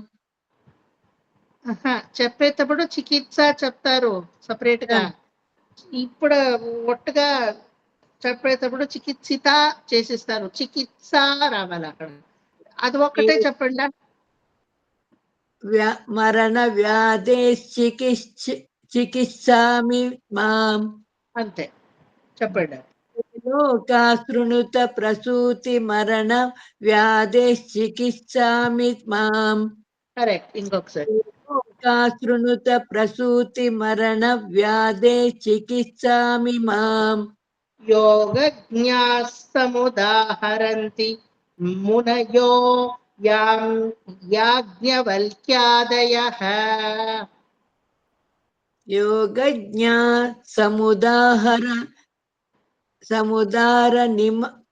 సముదార ఇంకోసారి చెప్పండి సార్. योगज्ञा समुदाहरन्ति मुनयो याज्ञवल्क्यादयः. योगज्ञा समुदाहरन्ति मुनयो यां याज्ञवल्क्यादयाम्. योगज्ञा समुदाहरन्ति मुनयो यां याज्ञवल्क्यादयः. ये लोका शृणुत प्रसूति मरणव्याधेश्चिकित्सामिमां योगज्ञाः समुदाहरन्ति मुनयो यां याज्ञवल्क्यादयः. ये लोका शृणुतं प्रसूति मरण व्याधेश्चिकित्सामिमां योगज्ञा समुदाहरन्ति मुनयो यां याज्ञवल्क्यादयः. ये लोका शृणुत प्रसूति मरण व्याधि चिकित्सामिमां योगज्ञा समुदाहरन्ति मुनयो यां याज्ञवल्क्यादयः. अन्तर्ज्योति रमेयमेकममृतं कृष्णाख्यमापीयताम्. अन्तर्ज्योतिरमेयमेकममृतं कृष्णाख्यमापीयताम्. अन्तर्ज्योतिरमेयमेकममृतं कृष्णाख्यमापीयताम्. तत्पीतं परमौषधं वितनुते निर्वाणमात्यन्तिकम्. तत्पीतं परमौषधं वितनुते निर्वाणमात्यन्तिकम्. तत्पीतं परमौषधं वितनुते निर्वाणमात्यन्तिकम्. अन्तर्ज्योतिरमेयमेकममृतं कृष्णाख्यमापीयताम्. तत्पीतं परमौषधं वितनुते निर्वाणमात्यन्तिकम्. अन्तर्ज्योतिरमेयमेकममृतं कृष्णाख्यमापीयताम्. तत्पीतं परमौषधं वितनुते निर्वाणमात्यन्तिकम्. अन्तर्ज्योतिरमेयमेकममृतं कृष्णाख्यमापीयताम्. तत्पीतं परमौषधं वितनुते निर्वाणमात्यन्तिकम्. हे लोका शृणत प्रसूति मरणव्याधेश्चिकित्सामिमां योगज्ञाः समुदाहरन्ति मुनयो यां याज्ञवल्क्यादयः. अन्तर्ज्योतिरमेयमेकममृतं कृष्णाख्यमापीयताम्. तत्पीतं परमौषधं वितनुते निर्वाणमात्यन्तिकम्. ये लोका शृणुत प्रसूति मरण व्याधे चिकित्सामिमां योगज्ञा समुदाहरन्ति मुनयो यां याज्ञवल्क्यादयः. अन्तर्ज्योतिरमेयमेकममृतं कृष्णाख्यमापीयताम्. तत्पीतं परमौषधं वितनुते निर्वाणमात्यन्तिकम् हे लोका शृणुत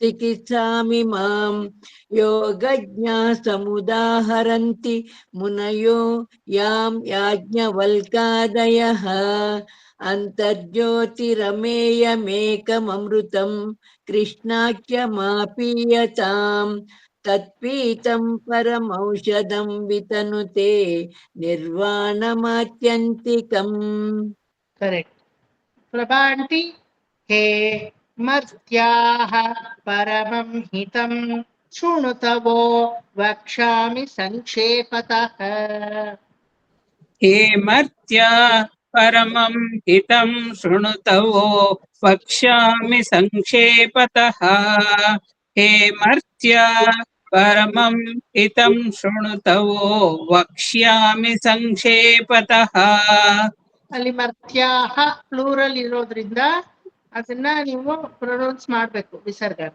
ಓಕೆ ओके सर हे मर्त्याः परमं हितं शृणुतवो वक्ष्यामि संक्षेपतः हे मर्त्याः परमं हितं शृणुतवो वक्ष्यामि संक्षेपतः ಸಂಸಾರಾರ್ಣವಂ ಅಪದೂರ್ಮಿ ಬಹುಳಂ ಸಮ್ಯಕ್ ಪ್ರವಿಶ್ಯ ಸ್ಥಿತಾಃ संसारार्णवम् अपदूर्मि बहुलं सम्यक्ष विश्यस्थिताः ಅಪ ಅಲ್ಲ ಆಪ ಆಪ ಆಪಧೂರ್ಮಿ ಆಪಧೂರ್ಮಿ ಬಹುಳಂ ಆ ದೊಡ್ಡ संसारार्णवम् आपदूर्मि बहुलं सम्यक्ष विश्यस्थिताः संसारार्णवम् आपदूर्मि बहुलं सम्यक्ष विश्यस्थिताः सम्यक्ष अಲ್ಲ सम्यक् प्रविश्य स्थिताः प्रविश्य स्थित सम्यक् प्रविश्य स्थिताः सम्यक् प्रविश्य स्थिताः ಸೇರಿದಾಗ सम्यक् प्रविश्य स्थिताः संसारार्णवम् अपदूर्मि बहुलं सम्यक् सम्यक् प्रविश्य स्थितः स्थिताः दीर्घ ಇದೆ संसारार्णवम् आपदूर्मि बहुलं सम्यक्ष प्रविश्य स्थिताः सम्यक्ष ಬರ್ಕೊಡ್ದು सम्यक् ಅಷ್ಟೇ सम्यक् सम्यक् प्रविश्य स्थिताः सम्यक् प्रविश्य स्थिताः संसारार्णवम् आपदूर्मिळ बहुलं सम्यक् प्रविश्य स्थिताः करेक्ट सर संसारार्णवम् आपदूर्मि बहुलं सम्यक् प्रविश्य स्थिताः नानाज्ञानमपास्य चेतसि नमो नारायणायेत्यमुम् नानाज्ञानमपास्य चेतसि नमो नारायणायेत्यमुम्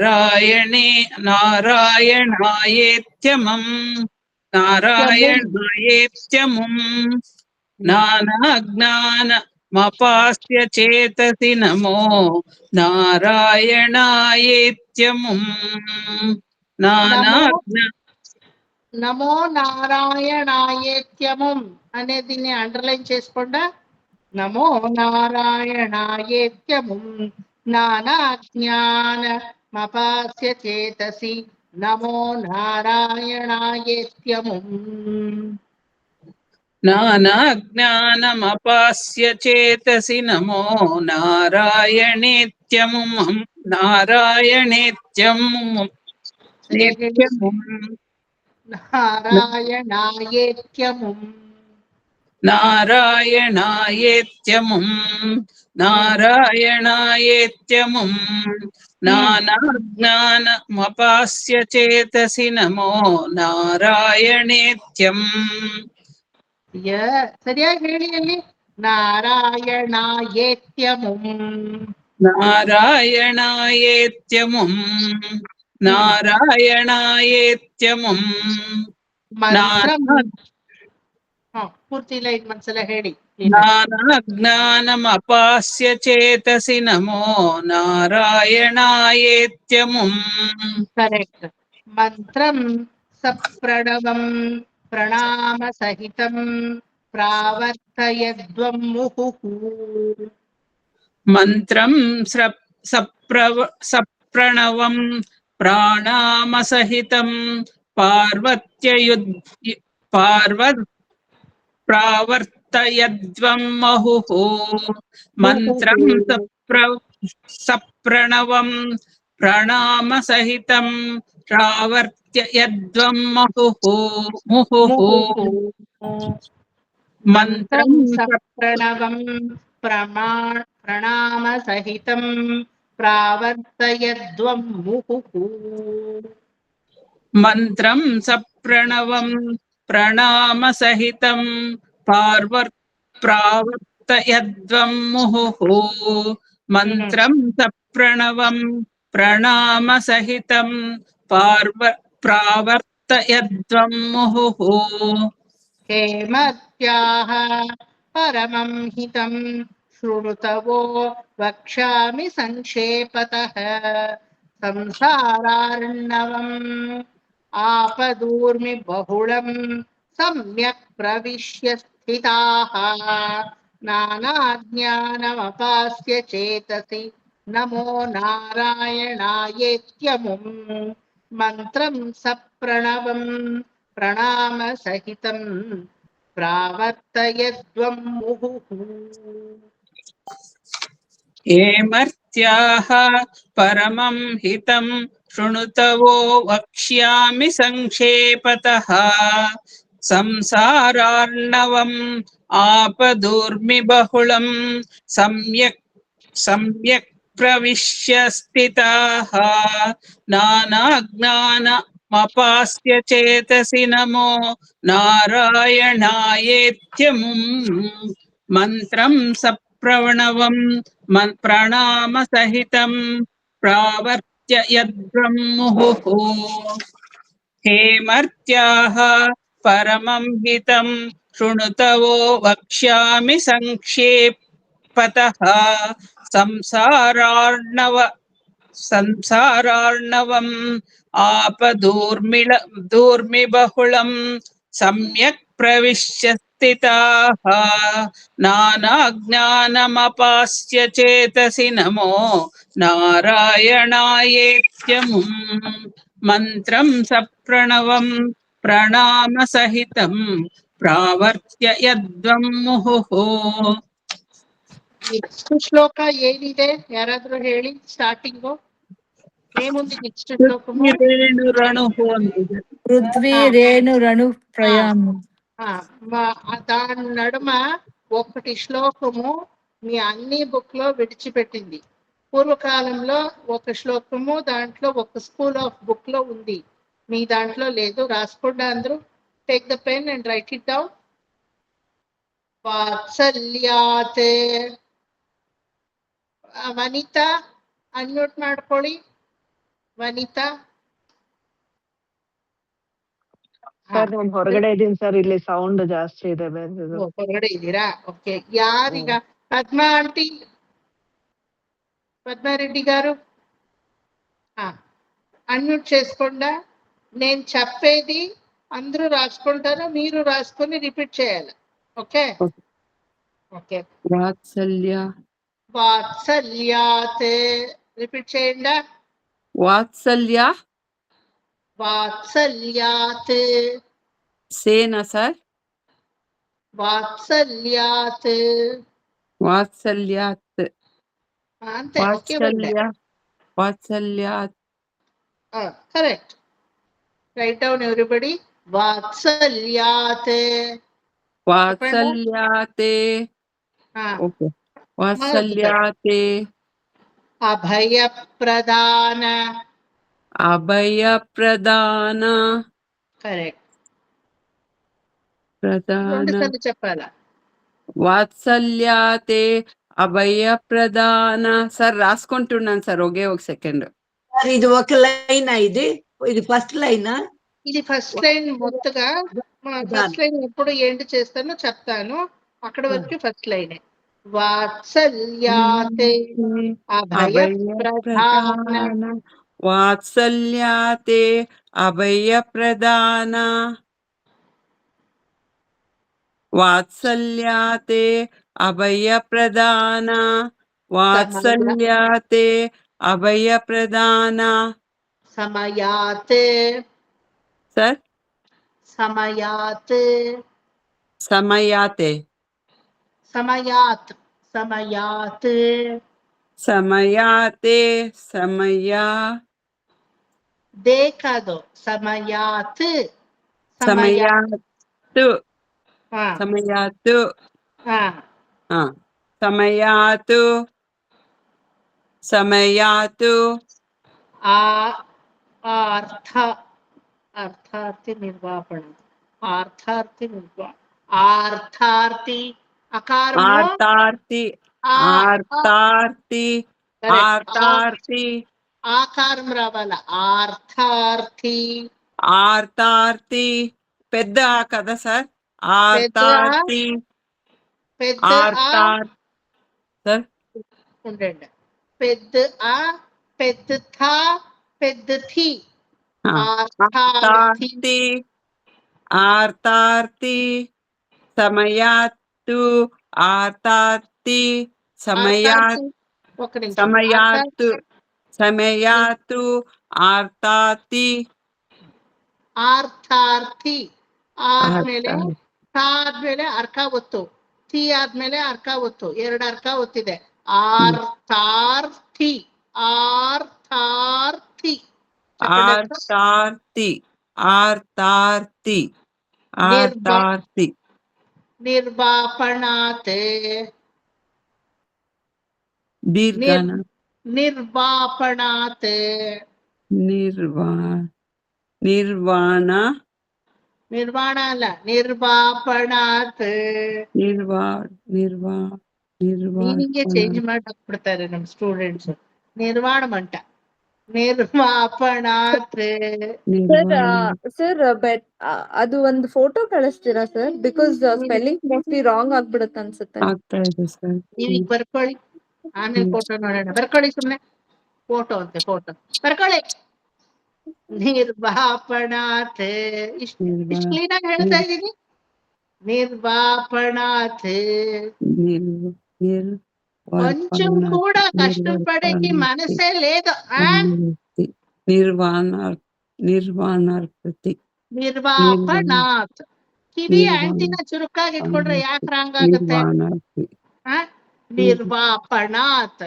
ಒಂದು ನಿರ್ವಾಪಣಾತ್ನ 10 ಸಲ ರಿಪೀಟ್ ಮಾಡ್ತೀನಿ. ಇದಕ್ಕಿಂತ ಸ್ಪಷ್ಟ ಏನ್ ಬೇಕು ನಿಮ್ಗೆ? ನಿರ್ವಾಪಣಾರ್ಥಿ ಚಪ್ಪಂಡ ಪದ್ಮಜ garu. ನಿರ್ವಾಣಾರ್ಪತಿ ಕೇಳಿಸ್ಕೊಳ್ಳಿ. ನಿರ್ವಾಪಣಾತ್ ಅಂತೆ. నిర్వాపణాత్. నిర్మల ఆంటీ అక్కడికి మొగటి లైన్ అయింది. నిర్వాపణాత్ రాసుకుంటా. నిర్వాపణాత్. నిర్వాపణాతి నిర్వాపణాతి నిర్వాపణాతి. తి కాదు, తి తి ಅರ್ಧಕ್ಷರಂ. ಹೇಳೇ ಹೇಳ್ತೀನಿ, ಬಿಡಲ್ಲ, ಡೋಂಟ್ ವೆರಿ.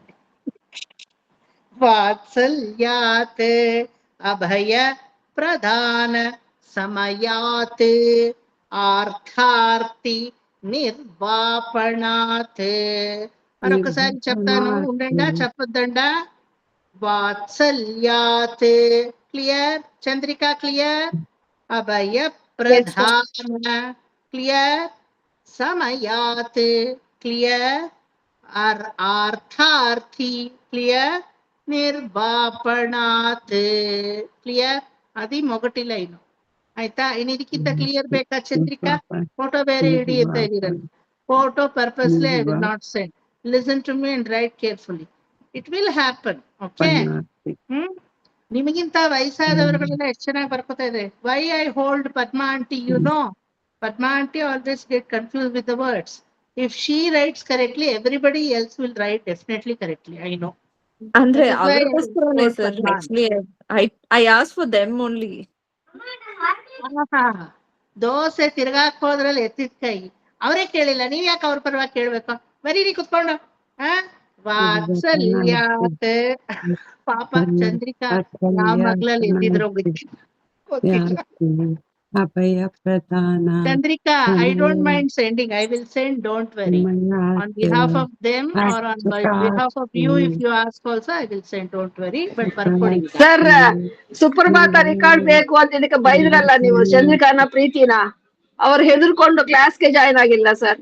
ನಾವ್ ಹೇಳಿದ್ವಿ ಪರವಾಗಿಲ್ಲ ಜಾಯ್ನ್ ಆಗಿ, ಸಾರ್ ಬೈತಾರ ಹಂಗೆ ಪರವಾಗಿಲ್ಲ. ನಾನು ಊದೋ ಪುಂಗಿ ಓದ್ತೀನಿ, ಅದಕ್ಕೆಲ್ಲ ಭಯ ಪಟ್ರೆ ನೀವೇನು ಕಲಿಯಕ್ಕೆ ಅದೇ ಹೇಳಿದ್ವಿ ನಾವು. ಪ್ರೀತಿನೂ ನಿಮ್ಮನ್ನ ಬಂದು ಸೇರ್ಸಿ ಬೈದ್ರಲ್ವಾ, ಪ್ರೀತಿ ಜಾಯ್ನ್ ಆಗಿಲ್ವಾ ನಿಮ್ಗೆ ನೋಡಿದ್ರೆ ನನಗ್ ಭಯ ಆಗೋಯ್ತು ಅಂತ ಹೇಳ್ತಾ ಇದಾರೆ. No, come Chandrika, you have all liberty to ask me anytime, anything. I will provide you. But ನಾನು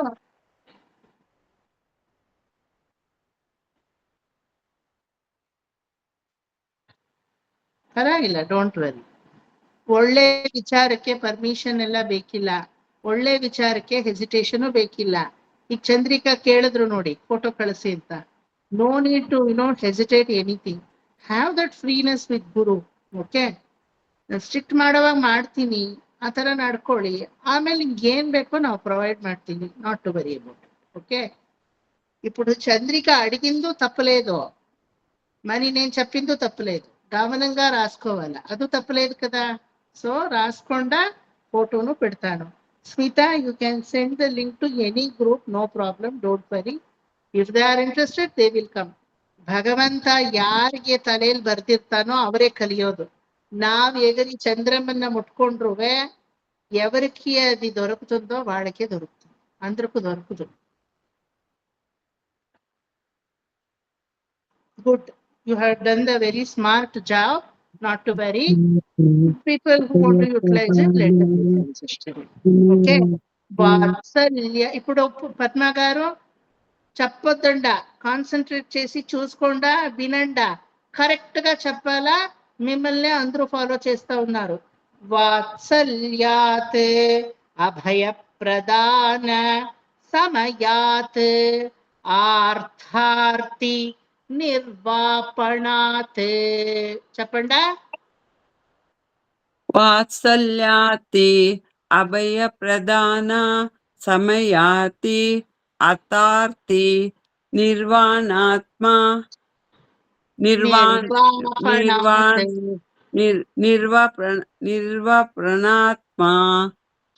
ఆత్మ కాదు, నిర్వాపణాత్. నిర్వాపణాత్ ప్రా కాదు, ప. నిర్వాపణాత్. నిర్వాపణాత్ ప్రా కాదు, ప. ప అంటే సింపుల్ ప. పణాత్ నిర్వాపణాత్ నిర్వాపణాత్. వాత్సల్యాతి వాత్సల్యాతి అభయ ప్రదాన సమయాతి అతార్తి నిర్వాపణాతి. తీ తీ అని రాకూడదు, తీ అని రావాలా. అర్ధాక్షరంలో రావాలా. తీ తీ అని రాకూడదు, అర్ధాక్షరం చెప్పండా. వాత్సల్యాత్ అభయ ప్రదాన సమయాత్ ఆర్థార్థి నిర్వాపణాత్. వాత్సల్యాత్ అభయ ప్రదాన సమయాత్ అర్థార్థి ఆర్థార్థి ఆతార్తి నిర్వాపణాతి నిర్వాపణాతి ನಿರ್ವಾಪಣ ನಿರ್ವಾಪಣ. నిర్వపణాతి సరే, దానికే మ్యూట్ చేసుకుంటా, లేకపోతే ఈ శ్లోకం ఈనాడు అయ్యేలేదు. మ్యూట్ చేసుకోండి. కరెక్ట్, అంత వచ్చింది. చంద్రిక అన్మ్యూట్. ఔదార్యాత్, సెకండ్ లైన్. ఔదార్యాత్ రాసుకుండా పద్మజాతి మీరు కూడా. ఔదార్యాత్. ఔదార్యాత్ అఘశోషణాత్. ಅಘಶೋಷಣಾತ್ ಅಘ ದೊಡ್ಡಗಾ ಬರ್ಬೇಕು. ಕಾಕಾ ಗಾ ಘ. ಅಘಶೋಷಣಾತ್. ಅಘಶೋಷಣಾತ್ ಅಘಣಿತ. ಅಘಣಿತ ಅಘಣಿತ ಶ್ರೇಯಃ. ಶ್ರೇಯಃ ಶ್ರೇಯಃ ಪದ. ಪದ ಪದ ಪ್ರಾಪಣಾತ್.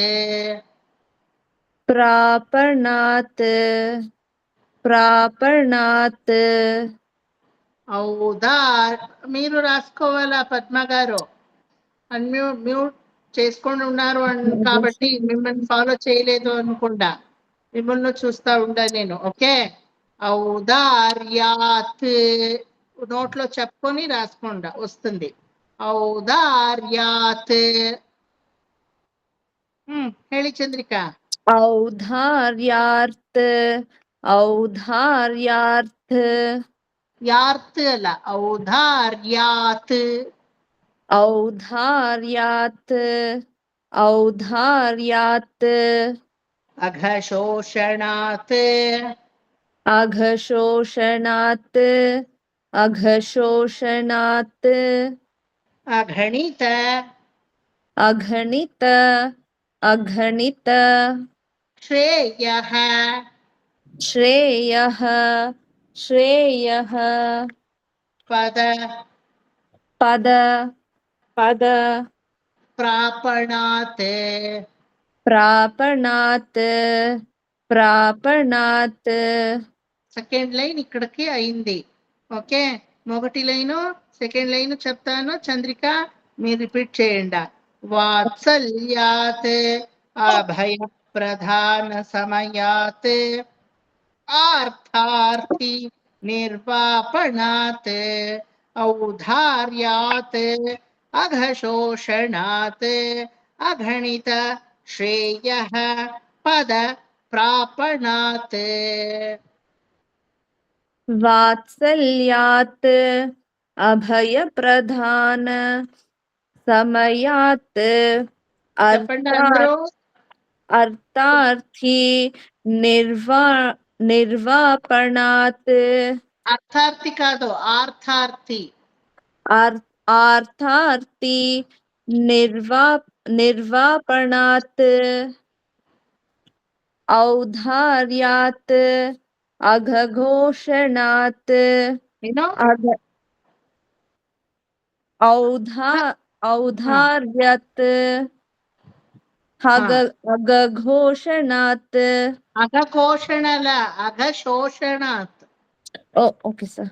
ಅಘ ಯಾರಾದ್ರೂ ಘೋಷಣೆ ಮಾಡ್ತಾರಾ? ಅಯ್ಯೋ ನಾರಾಯಣ, ನಾನು ತಾನು ಹೇಳಿಲ್ವಾ, ಅವರು ನಿರ್ಮಾಣ ಮಾಡಿದ್ರು, ನೀವ ಅಘನ ಘೋಷಣೆನೆ ಮಾಡ. ಅಘ ಅಂದ್ರೆ ಏನು? ನರಕ ಅಂತ ಅರ್ಥ. ಅಘನ ಘೋಷಣೆನ ಮಾಡ್ತಾರೆ, ಶೋಷಣೆ ಮಾಡೋದು. Is going to filter our ನರಕಾಸ್. ಔದಾರ್ಯಾತ್ ಅಘಶೋಷಣಾತ್. ಶೋಷಣ. ಅಘಶೋಷಣಾತ್ ಅಘಣಿತ ಶ್ರೇಯ ಪದ ಪ್ರಾಪಣಾತ್. ಔದಾರ್ಯಾತ್ ಅಘಶೋಷಣಾತ್ ಅಘಗಣಿತ ಶ್ರೇಯಃ ಪದ ಪ್ರಾಪಣಾತ್. ಔದಾರ್ಯಾತ್ ಅಘಘೋಷಣಾತ್ ಮತ್ತೆ ಘೋಷಣೆ ಬಂತು. ಅಘಶೋಷಣಾತ್ ಅಘಶೋಷಣಾತ್ ಅಘಗಣಿತ ಶ್ರೇಯಃ ಅಗಣಿತ ಸಮಾಜ ಹೇಳಿದ್ ನನ್ನಲ್ಲಿ. ಅಗಣಿತ अगणित श्रेयः पद प्रापणात् औदार्यात् अघशोषणात् अगणित श्रेयः पद प्रापणात्. Next line, third line, सेव्यः. सेयः ಸೇವ್ಯಃ. ಸರ್ ಇನ್ನೊಂದ್ಸಲಿ ಹೇಳಿ. ಸೇವ್ಯಃ. ಸೇವ್ಯಃ ಸೇವ್ಯಃ ಸೇವ್ಯಃ ವಾಗೆ ಯಾವತ್ತು ಸೇವ್ಯಃ ಸೇವ್ಯಃ ಶ್ರೀಪತಿರೇಕ. ಶ್ರೀಪತಿರೇಖ ಶ್ರೀಪತಿರೇಖ ಶ್ರೀಪತಿರೇಕ ಚಿಕ್ಕ ಕ. ಶ್ರೀಪತಿರೇಕ. ಶ್ರೀಪತಿರೇಖ ಶ್ರೀಪತಿರೇಖ ಏವ ಸತತಂ. ಏವ ಸತತಂ. ಏವ ಸತತಂ ಏವ ಸತತಂ ಸಂತ್ಯತ್ರ ಸಂತ್ಯತ್ರ ಸಂತ್ಯತ್ರ ಸಂತ್ಯತ್ರ ಷಟ್ ಷಟ್ ಷಟ್. ಸರ್ ಸಮ್ಮ ಸರ್ ಸಾ ಸುಮ್ಮನೆನಾ ಸರ್ ಸಂತ್ಯತ್ರನಾ? సంత్యత్ర అది కరెక్ట్. మరి చప్రాదనగా సంత్యత్ర అది సన్ అని రావాలా. సమ్ రాసుకుంటారు మీరు. సా సున్నా త్యత్ర మరి చెప్పేటప్పుడు సంత్యత్ర అని ಸಂತ್ಯತ್ರ సంత్యత్ర అనే సంత్యత్ర. చెప్పాలి. ಓಕೆ. సంత్యత్ర ಸಂತ್ಯತ್ರ ಸಂತ್ಯತ್ರ షట్. ಷಟ್ ಷಟ್ ಶಟಪ್ ಅಂತಾರಲ್ಲ ಅದರಲ್ಲಿ ಒಂದು ಕಾಲ್ ಭಾಗ ಷಟ್ ಅಪ್ ಬೇಡ ಅಲ್ಲಿ. ಷಟ್ ಷಟ್. నా స్టూడెంట్ ఎంత మంచి వాళ్ళు అంటే షటప్ ಅಂತ అಲ್ಲೇ ಬರ್ಕೊಂಡಿರ್ತಾರೆ. ನಾವು ಬೇಡ ಅಂತೀನೋ ಅದು కరెక్ట్ ಆಗಿ అక్కడే షటప్ ಅಂತ అయింది కదా. ఆహా షటప్ కాదు షట్. షట్ రావాలని షటప్ చెప్తా ఉండాను. Okay shut. ಷಟ್ ಷಟ್. సాక్షిణః. ಹಾ ಸರ್. సాక్షిణಃ. ಸಾಕ್ಷಿಣಃ ಸಾಕ್ಷಿಣಃ మరొకసారి సాక్షిణః సాక్షిణః. థర్డ్ లైన్ అక్కడ ముక్తాయమైంది. సేవ్యః శ్రీపతిరేక ఏవ సతతం సంత్యత్ర షట్ సాక్షిణః. చెప్పండా. సేవ్యః శ్రీపతిరేఖ ఏవ సతతం సంత్యత్ర షట్ సాక్షిణః. సేవ్యః శ్రీపతిరేఖ ఏవ సతతం సంత్యత్ర షట్ సాక్షిణః. ಬಂತಲ್ವಾ ಕರೆಕ್ಟ್ ಆಗಿ. 1% of your concentration will make lot of difference. ಯಾರಿಗೂ ಬರಲ್ಲ ಅಂತ ಇಲ್ಲ, ಖಂಡಿತವಾಗ್ಲೂ ನಿಮಗೆಲ್ಲ ಬರುತ್ತೆ. Only thing lack of concentration, that's all, nothing else. It will come. Last line ಬರ್ಕೊಳ್ಳಿ. ಪ್ರಹ್ಲಾದಶ್ಚ. ಸರಿ ನಂದ್ಸರಿ. ಪ್ರಹ್ಲಾದಶ್ಚ. ಪ್ರಹ್ಲಾದಶ್ಚ.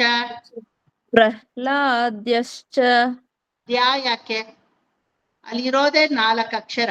ಪ್ರಹ್ಲಾದಶ್ಚ ಎಷ್ಟು ಕ್ಲಿಯರ್ ಆಗಿ ಹೇಳ್ತಾ ಇದೀನಿ. ದ್ಯಾ ಯಾಕೆ ಸೇರಿಸ್ತೀರಾ? ಪ್ರಹ್ಲಾದಶ್ಚ. ಪ್ರಹ್ಲಾದಶ್ಚ ಅಷ್ಟೇ.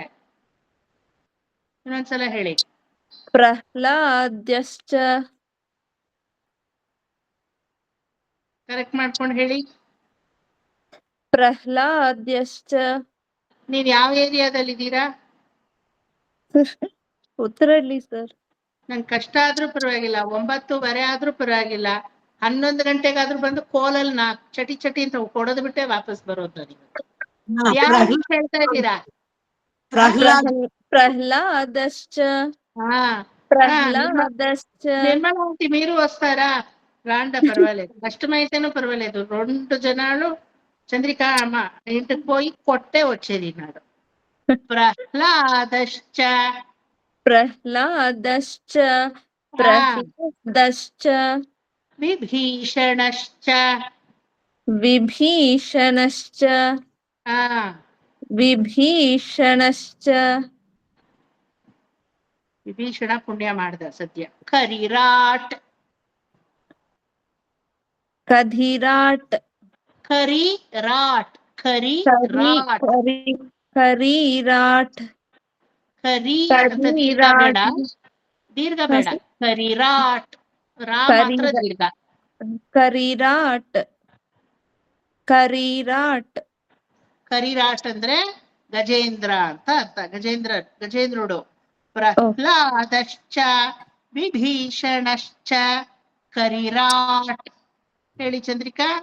ಪ್ರಹ್ಲಾದಶ್ಚ ವಿಭೀಷಣಶ್ಚ ಕರಿರಾಟ್ ವಿಭೀಷಣಶ್ಚ ವಿಭೀಷಣಶ್ಚ ವಿಭೀಷಣಶ್ಚ ಕರಿರಾಟ್ ಕರಿರಾಟ್ ಪಾಂಚಾಲಿ ಪಾಂಚಾಲಿ ಪಾಂಚಾಲಿ ಅಹಲ್ಯಾ ಅಹಲ್ಯಾ ಅಹಲ್ಯಾ ಧ್ರುವಃ ಧ್ರುವಃ ಧ್ರುವಃ ಶ್ಲೋಕమైంది. ಪ್ರಹ್ಲಾದಶ್ಚ ವಿಭೀಷಣಶ್ಚ ಕರಿರಾಟ್ ಪಾಂಚಾಲಿ ಅಹಲ್ಯಾ ಧ್ರುವಃ. ಪ್ರಹ್ಲಾದಶ್ಚ ವಿಭೀಷಣಶ್ಚ ಕರಿರಾಟ್ ಪಾಂಚಾಲಿ ಅಹಲ್ಯಾ ಧ್ರುವಃ. ಪ್ರಹ್ಲಾದಶ್ಚ ವಿಭೀಷಣಶ್ಚ ಕರಿರಾಟ್ ಪಾಂಚಾಲಿ ಅಹಲ್ಯಾ ಧ್ರುವಃ. కరెక్ట్. పద్మా ఆంటీ మీకు కరెక్ట్ గా రాసుకున్నారా? పద్మా ఆంటీ రాసుకున్నారా మీరు కూడా? రాసుకున్నాను సార్. ಮ್ಯೂಟ್ చేసుకోಂಡ. ಈಗ 4 ಲೈನ್ ಹೇಳ್ತೀನಿ, ಕಾನ್ಸಂಟ್ರೇಟ್ ಮಾಡಿ 2 ಸಲ ರಿಪೀಟ್ ಮಾಡಿ, ಎಲ್ರಿಗೂ ಬರುತ್ತೆ. ಚಂದ್ರಿಕಾ. ವಾತ್ಸಲ್ಯಾತ್ ಅಭಯ ಪ್ರದಾನ ಸಮಯಾತ್ ಆರ್ಥಾರ್ಥಿ ನಿರ್ವಾಪಣಾತ್ ಔದಾರ್ಯಾತ್ ಅಘ ಶೋಷಣಾತ್ ಅಘಣಿತ ಶ್ರೇಯಃ ಪದ ಪ್ರಾಪಣಾತ್ ಸೇವ್ಯಃ ಶ್ರೀಪತಿರೇಕ ಏವ ಸತತಂ ಸಂತ್ಯತ್ರ ಷಟ್ ಸಾಕ್ಷಿಣಃ ಪ್ರಹ್ಲಾದಶ್ಚ ವಿಭೀಷಣಶ್ಚ ಕರಿರಾಟ್ ಪಾಂಚಾಲಿ ಅಹಲ್ಯಾ ಧ್ರುವಃ. అనురాధ అంటే ఇక్కడ చూడండి. వాత్సల్యాత్ అభయ ప్రధాన సమయాత్ ఆర్థార్థి నిర్వాపణాత్ ఔదార్యాత్ అఘశోషణాత్ అఘనిత శ్రేయః పద ప్రాపణాత్ సేవ్యః శ్రీపతిరేక ఏవ సతతం సంత్యత్ర షట్ సాక్షిణః ప్రహ్లాదాశ్చ విభీషణశ్చ ప్రహ్లాదశ్చ విభీషణశ్చ కరిరాట్ పాంచాలి అహల్య ధ్రువః. అహల్యా పాంచాలి దీర్ఘ స్త్రీలింగ. ಪಾಂಚಾಲಿ ಅಹಲ್ಯಾ ಧ್ರುವಃ. ಅಹಲ್ಯಾನು ಸ್ತ್ರೀಲಿಂಗ, 2 ದೀರ್ಘ ಇದೆ. ಓಕೆ, ಇನ್ನೊಂದ್ಸಲ ಹೇಳಿ, ಕೇಳಿಸ್ಕೊಳ್ಳಿ. ವಾತ್ಸಲ್ಯಾತ್ ಅಭಯ ಪ್ರಧಾನ. Okay sir. वात्सल्यात् अभयप्रदान समयात् आर्ताति निर्वापणात् औदार्यात् अघशोषणात् अगणित श्रेयः पदप्रापणात् सेव्यः श्रीपतिरेक एव सततं सन्त्यत्र षट्साक्षिणः प्रह्लादश्च विभीषणश्च तरिरात् पाञ्चाली अहल्या ध्रुवः वात्सल्यात् अभयप्रदान समयात् आर्तार्थी निर्वापणात् औदार्यात् अघशोषणात् अगणित श्रेयः पदप्रापणात् सेव्यः श्रीपतिरेक एव सततं सन्त्यत्र षट् साक्षिणः प्रह्लादाश्च विभीषणाश्च करिराट ಸರಿ ಮಾಡ್ಕೊಳ್ಳಿ, ಕರೆಕ್ಷನ್ ಮಾಡ್ಕೊಳ್ಳಿ. ಎಲ್ಲಿ ನಾ ಮಾಡಲ್ಲ ಈ ಕರೆಕ್ಷನ್. प्रह्लादाश्च ಅದಾ प्रह्लादाश्च विभीषणाश्च प्रह्लादश्च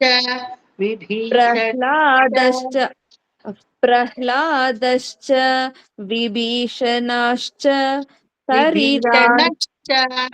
विभीषणश्च प्रह्लादश्च विभीषणश्च करिराट Panchali Ahalya ध्रुवः.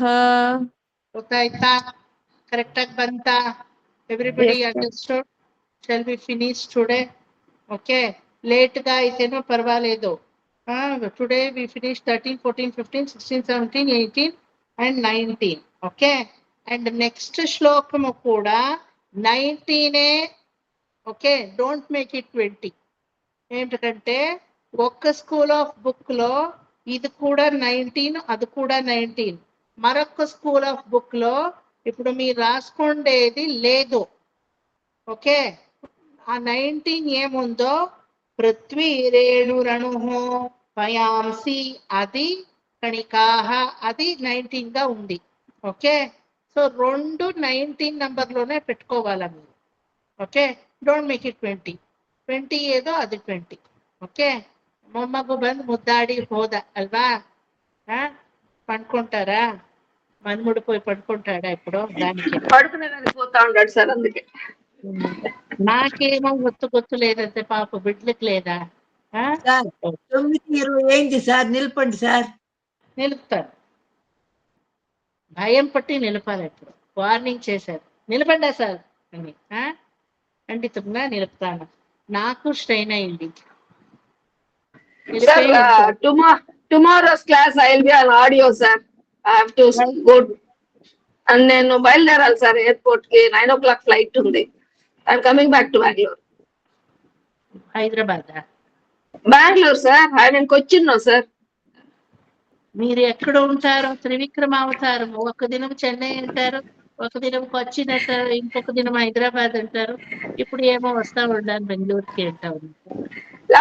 Last week I told you, sir, I'm in Cochin. I don't have book anta. ఇల్లే ఇది, నేను నాలే ಬರ್ತೀನಿ వాపస్. ఏమి జ్ఞాపకం ఉండదు నాకు. ఈ క్లాస్ అయిపోతే అంతే, అంతా మర్చిపోతాను. ఏది క్లాస్ అయినా అంతే నాది. ఆ బ్యాచ్ అయిపోతే అంతా మర్చిపోతాను. Okay, I will be on audio, sir, in the morning. Okay, no problem. క్షేమంగా రండా. Anyway I will be taking what I think I'm taking Dhruva చరిత్ర. ಧ್ರುವ sir, ಧ್ರುವ ಚರಿತ್ರ. ಬನ್ನಿ ಬನ್ನಿ. ಸೊ ಇಷ್ಟ ಅರ್ಥ ಆಯ್ತಾ ಎಲ್ರಿಗೂ? నెక్స్ట్ క్లాస్ లో అనదర్ 5 or 8 చేద్దాము. ఇంకా 2 క్లాస్ లో మీ ముకుందమాల ఫుల్ గా పూర్తి అయిపోతుంది. నిర్మల అంటే నమస్కారం పెట్టుకొని కాసుకొని ఉంటారు సార్ అలా. అవును. So finish today. కాయేన వాచా మనసేంద్రియైర్వా బుద్ధ్యాత్మనా వా ప్రకృతే స్వభావాత్ కరోమి యద్యత్ సకలం పరస్మై శ్రీమన్నారాయణాయేతి సమర్పయామి. సర్వం శ్రీకృష్ణార్పణమస్తు. పర్పస్ గా కొంచెం ఎక్స్టెన్షన్ తీసుకున్నాను. I'm sorry for that, because late గా వచ్చాను కదా. నాకే కొంచెం గట్టిగా